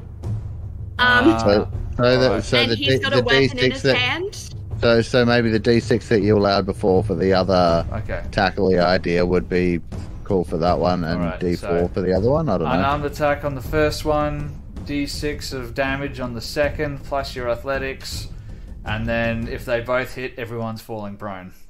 Yeah. Now, might I remind you, Thrash, you are at a neg D4 to all of your rolls because of that thing that Sven did to you guys before. Can I take the nat 20? I would suggest take the advantage because the nat 20 with Jim Jar can get us another sneak attack that'll fuck something up. Okay. Right. So I'll take the advantage if no one's too pressed about that.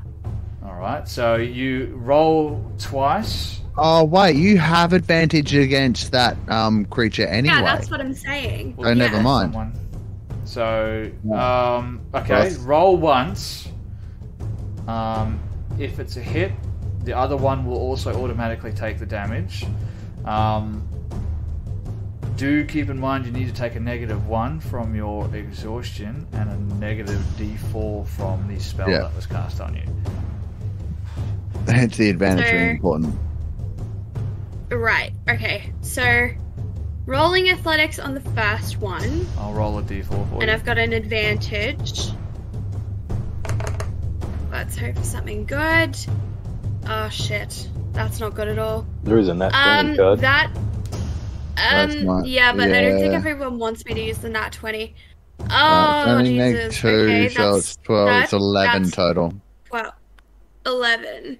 Because you're neg 1 for being exhausted as Can well. I use the blast? Take a bless. Is it alright if I use the bless? Yeah. Take a bless. I don't mind. And then you have a chance to make this work. Alright, do it. Do it. 13. 3. That's 14. That's 14. That's enough. Yes! Oh, yeah. Okay. Love it. Right. So what am I rolling again? Alright, so roll your unarmed damage against the first target. Okay.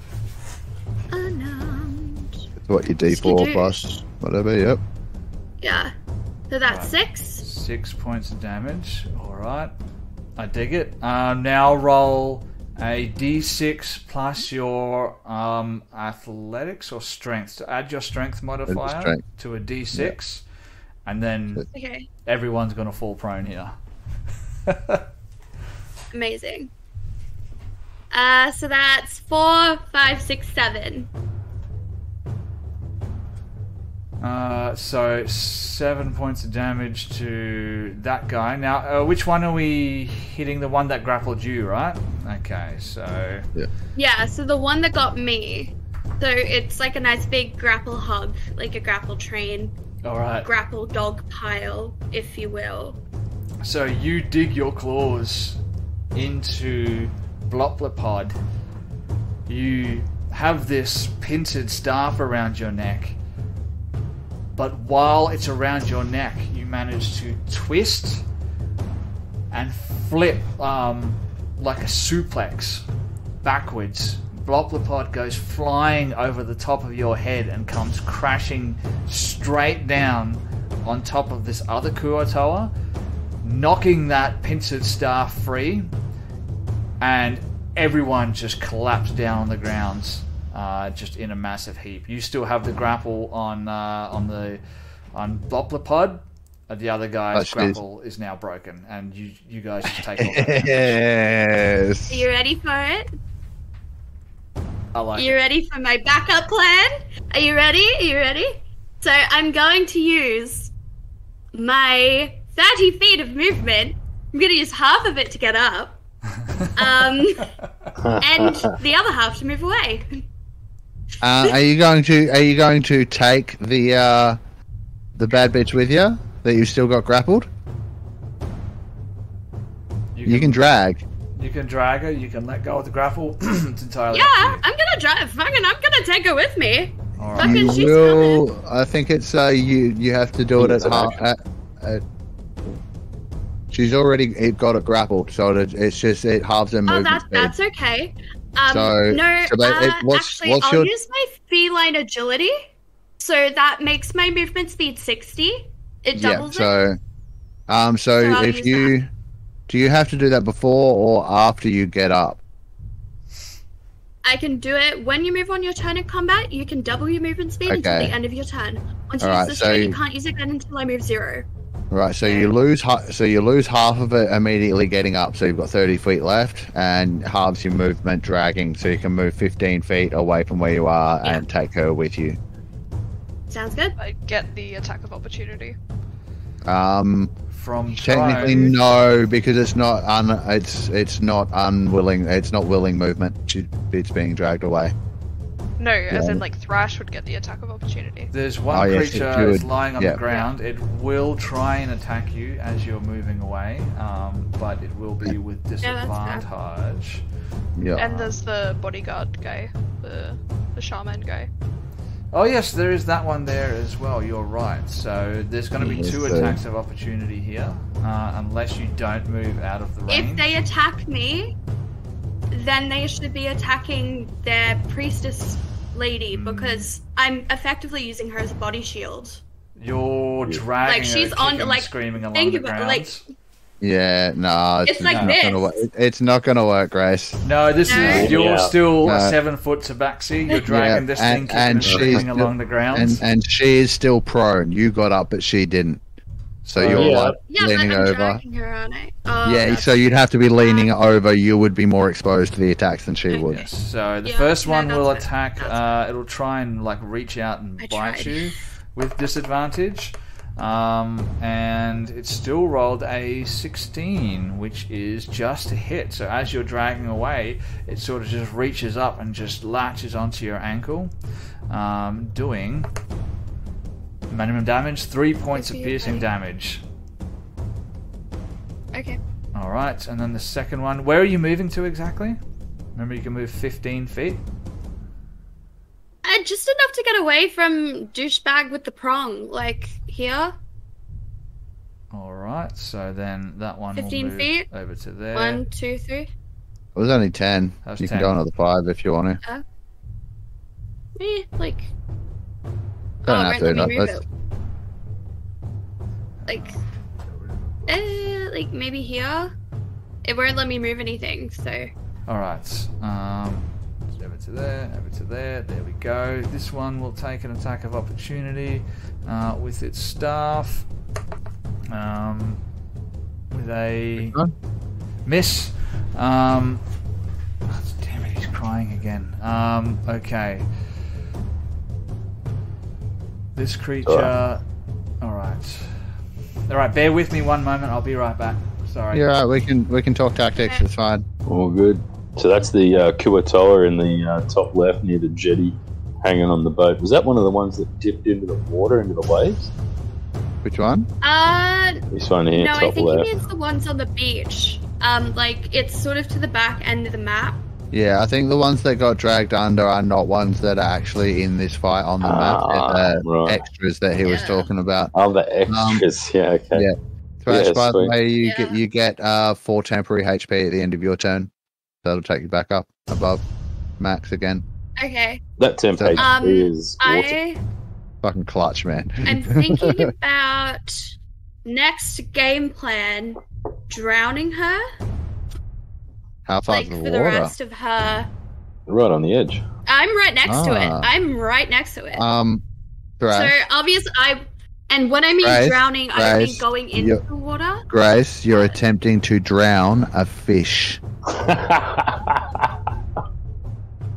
Yeah. Just, Thinking of logic. just keep wailing on the fucker. Keep it down if you can. I'm gonna come and claw fuck out of it in a minute, and if it's still prone, I'll have advantage. Like Bark Keep it might prone. even come and have a bite. And if it's It's restrained, still it can't. Can it still cast like magic and do stuff if it's prone? It's not restrained. Yeah, Very it can restrained. still.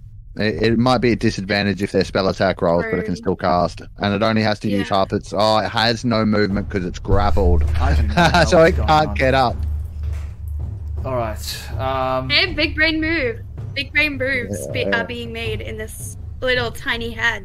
How is the barbarian making the together. big brain moves? That's what I want to know. How is the girl whose hair gets fried by hair dye making the big brain moves? My hair's so fried with Also bleach, it's that. not even thick straight, please. You stop bleaching your hair. Yeah, I probably should, but no. All right, so it's your Well, guys' turn then. Yeah. Since you've been gone, Thrash was going to attempt to drown a fish. We have since fixed that, and I'm not going to attempt to drown the fish. Okay. That'll be... She's just like, Look, I'm gonna try and drown it. I'm like, hey, Thrash. I will tell you something. You get up to the shore there, and you can still see those Kuatoa, and like their numbers are starting to thin. There's less and less. But now that you're right next to the water, and you see this as well, Verena, you can see every now and then this like what looks like a barb just shoot out of the water. You can see one of the Kuatoa is like stabbing its spear into the water like frantically, and all of a sudden this barb comes out and just pierces it right up underneath its jaw. Did you say a bard? Are they piecing it with heavy metal or something? No, a barb, like a Barbara Sorry, bush. I had to. Oh, like from Stranger Things? Yes, Barb from She Stranger deserves that. Things. Everywhere! And she's just stabbing fish. You don't know why, but maybe it'll make more sense later. Well, but she this did barb die in a just shoots pool. up I out of the imagine she'd water, be upset. stabs this creature up underneath. Oh, its no. throat, and you can see Vecna. you can see like the barb through this creature's mouth, and it yanks back out, and the Kuatoa just disappears beneath the waves as well. Alright. Let's go to the next person's turn. Dranbalis, you've been waiting patiently, and now is your time to shine. Alright. Dranbalis would step over to here, and he'd look over towards Lady Verena and say, I think I've found some of your pieces in here. And he would cast Mending and kind of whirl his hand around like this as the mechanical pieces inside the brain stuff. Before you do this, you are aware that Mending has a 1 minute casting time, right? Yep. No, I wasn't. So I won't be doing that. Yeah. I thought about it too, and I'm just like, that's 10 rounds of combat. Like, no way. No. As much as I love the idea of having a monoculus back on the board, no, it's definitely not worth 1 minute of. Literally, as soon as the fight's over, the three of us can turn around and go mending, and it'll probably be fine. But I read everything else but that. Yeah, okay. Yeah. Typical. Right, yeah. Then in which case, what we're going to do then is he's going to take a step to here. And he's going to... Can I get a 15-foot cube, please, Sven? Yes. We're going to put it over these two gentlemen to my left. And he's going to cast Thunderwave. Boom! Going to look at them and then just clap his hands together like that, aiming towards them. And aiming like that? Yeah, that's perfect. I like that. That's good. Yeah. So. All right. What do we need? Hit that. You need a con 13. All right. Let's have a look. Okay. Ash, you still need to add your 4 HP, by the way. Yeah. Minus my 4 HP. No, Thrash needs to add 4 to hers. Do I have a -4 on mine, Sven? Still. A -4. Does that affect abilities? No, that's only on attack rolls and ranged attack rolls. Fantastic. Excellent. Well done. 2 fails. One of them rolled a natural 1, which is this creature here. So tell me about Thunderwave. It's damage plus they get pushed back, right? Definitely. So they get pushed back 10 feet. So this spell repairs a single... Oh, sorry, that's not the right spell. I've still got Mending up. So you're repairing the Kuo-toa. Yeah, no, so as he claps his hands together and pushes them forward, a wave of thunderous force sweeps out from my hands. So both of the creatures within that cube area, failing their save, take the 2d8 thunder damage, and they're pushed back 10 feet away. Also, that looks to be like like maybe a fishing trap or a cage and some loose driftwood. That also gets pushed back 10 feet. So any loose objects and such around the area also get pushed back with them. This Kuo-toa right here, the one directly to your west, rolled a natural 1. So you cast this spell, boom!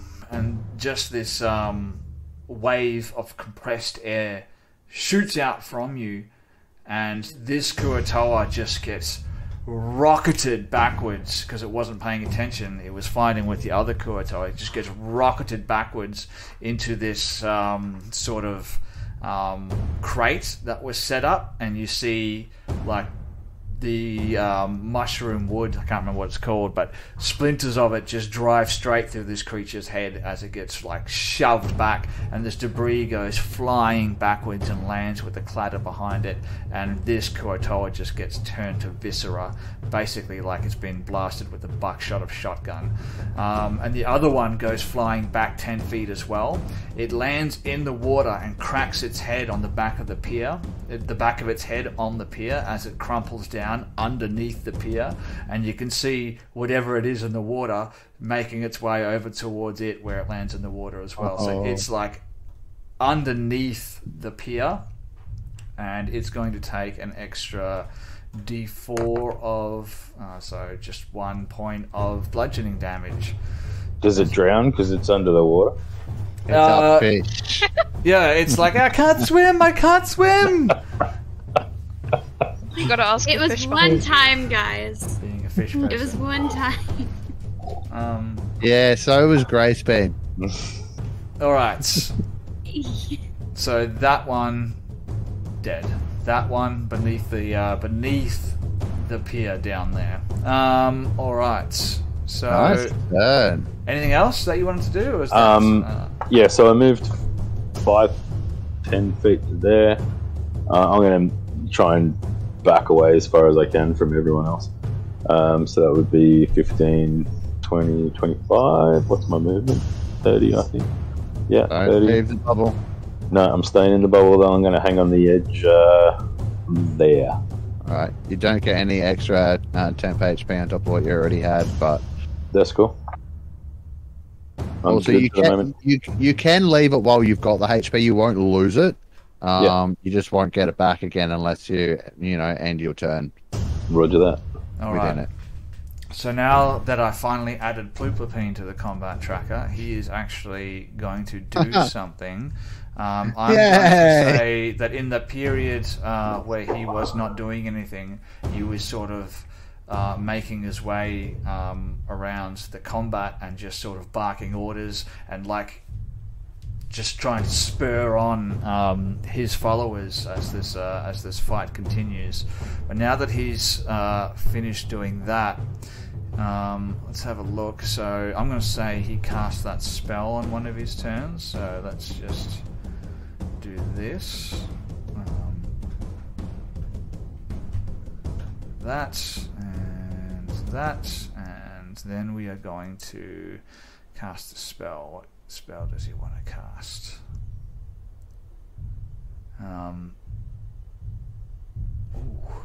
Ooh, that would be fun. That would be hilarious, but we're not going to do that. He is going to cast as a bonus action Spiritual Weapon. Yes, best spell in the game. Such a good spell. Spiritual useless is what we call it. Debating. Yeah, we can That's talk about debatable. that. Moonbeam's the best spell in the game. Spiritual Weapon is the best spell in the game. No, Moonbeam is. No. Look, the way Spiritual Weapon works is that if you say it's the best spell in the game, it's really good. If you don't give it, say it's shit, it's really shit. So it's the best spell in the game. It knows, it can hear, it's sentient. Yeah. Hey. At least once. Ooh, that thing's prone too, so with advantage. So there we go. That's going to be a hit for how much damage does that do? A D8 plus your spell casting ability modifier. Ooh, that's pretty good. So, ooh, maximum damage as well. He is going to do 14 points of damage. So, over the top of this Kuatoa Archpriestess that's being dragged along the ground, kicking and screaming by Thrash, sort of trying to hold its intestines in as it's being like dragged along the ground. An exact replica of this Ploopploopeen's staff appears above this creature and just starts like pounding down, bang, bang, bang, bang, as she's like trying to drag it along the ground, doing what did I say? 14 points of damage. And you can tell that she's not long for this world. I'll put it that way. Right. Is that the end of his turn? That I believe is a bonus action, so he can still attack. So he's actually going to step over to there and actually make an attack with his scepter with advantage. And with a +2. Advantage and +2 because he's flanking. Flanking and prone. And with a 21 to hit. So, a couple of things are going to happen. Alright. Because you see this spiritual weapon materialize and it starts just stabbing down with the pointed tip of this spiritual weapon, just opening up that wound that Jim Jar had already opened up, and the staff comes up out of her belly and it's got like a piece of the intestine stuck there, and Ploopploopeen just steps up while she's trying to hold her intestines up, and she's still got that rope like wrapped around her neck. He just comes up and just crack like a golf swing right in this creature's face, and teeth go scattering along the floor, splashing into the water behind it. You see brain matter and viscera splash into the water, which then gets churned in this massive churning maelstrom that's sort of happening here. And when what's it called? Ploopploopeen is like gargling, lying on the ground and dying, just having been absolutely torn apart by all of you. Everything sort of dies down a little bit. The chanting stops, and the Kuatoa that are left in the water, they're all gone now. They're either dead or they're fleeing. Some of them have hopped into boats and are like rowing, and you guys watch as one of these rowboats gets to let's have a look here, around about 120 feet away. It's starting to fade for those of you who can still see that far. Who has dark vision that can extend beyond 100 feet?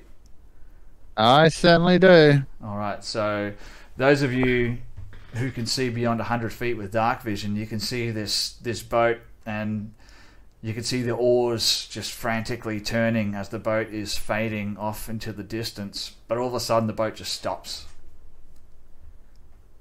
And everything's just gone quiet now. Everyone's just watching what's going on. The boat just suddenly comes to a stop, and everyone turns to look.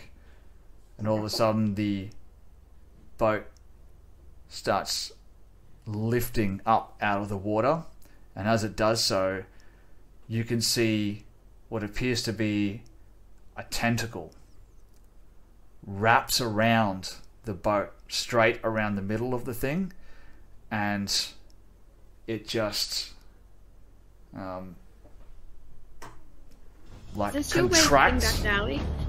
It contracts, and it just shears the boat straight in half. You can hear this almighty crunch and crack as wood splinters, and the boat falls in half, and you can see a pair of Kuatoa on the boat come splashing down into the water as a creature starts to emerge from the water. What side? Why do Kuatoa need a boat? Because that's what they do. Because they'll drown. Even though they're fish, it's still dangerous to be in the dark lake. But the dark surface of the water starts bubbling, and then two monstrous heads start to break the surface of the water. Both of the heads resemble like angry baboons, and one of them is just like glaring at what's going on at the shore, and the other one is just waving back and forwards, its jaw opening and closing in this weird, unearthly and unsettling chatter as it emerges up out of the water. Both heads seem to be attached to a single torso, and the monster's red eyes are burning with a bloodlust and madness that none of you have ever seen in your entire life. Judging from how far out it is, and that it's already rising up out of the water, you can tell that it must be at least 30 feet tall or more, with water cascading down its back and its shoulders. Upon reaching its full height as it emerges out of the water, it throws back its head and roars. And that's where we're going to end tonight's episode, ladies and gentlemen. No! God damn it! Do that to us. But first, I will show you guys what this creature looks like. As I go to my notes. I think this might be one of Sven's favourites. I haven't had a rest yet. None of us have rested. I know. Oh, I knew it. I knew it. I fucking knew it. That's what it looks like. Okay. So, comes stalking up out of the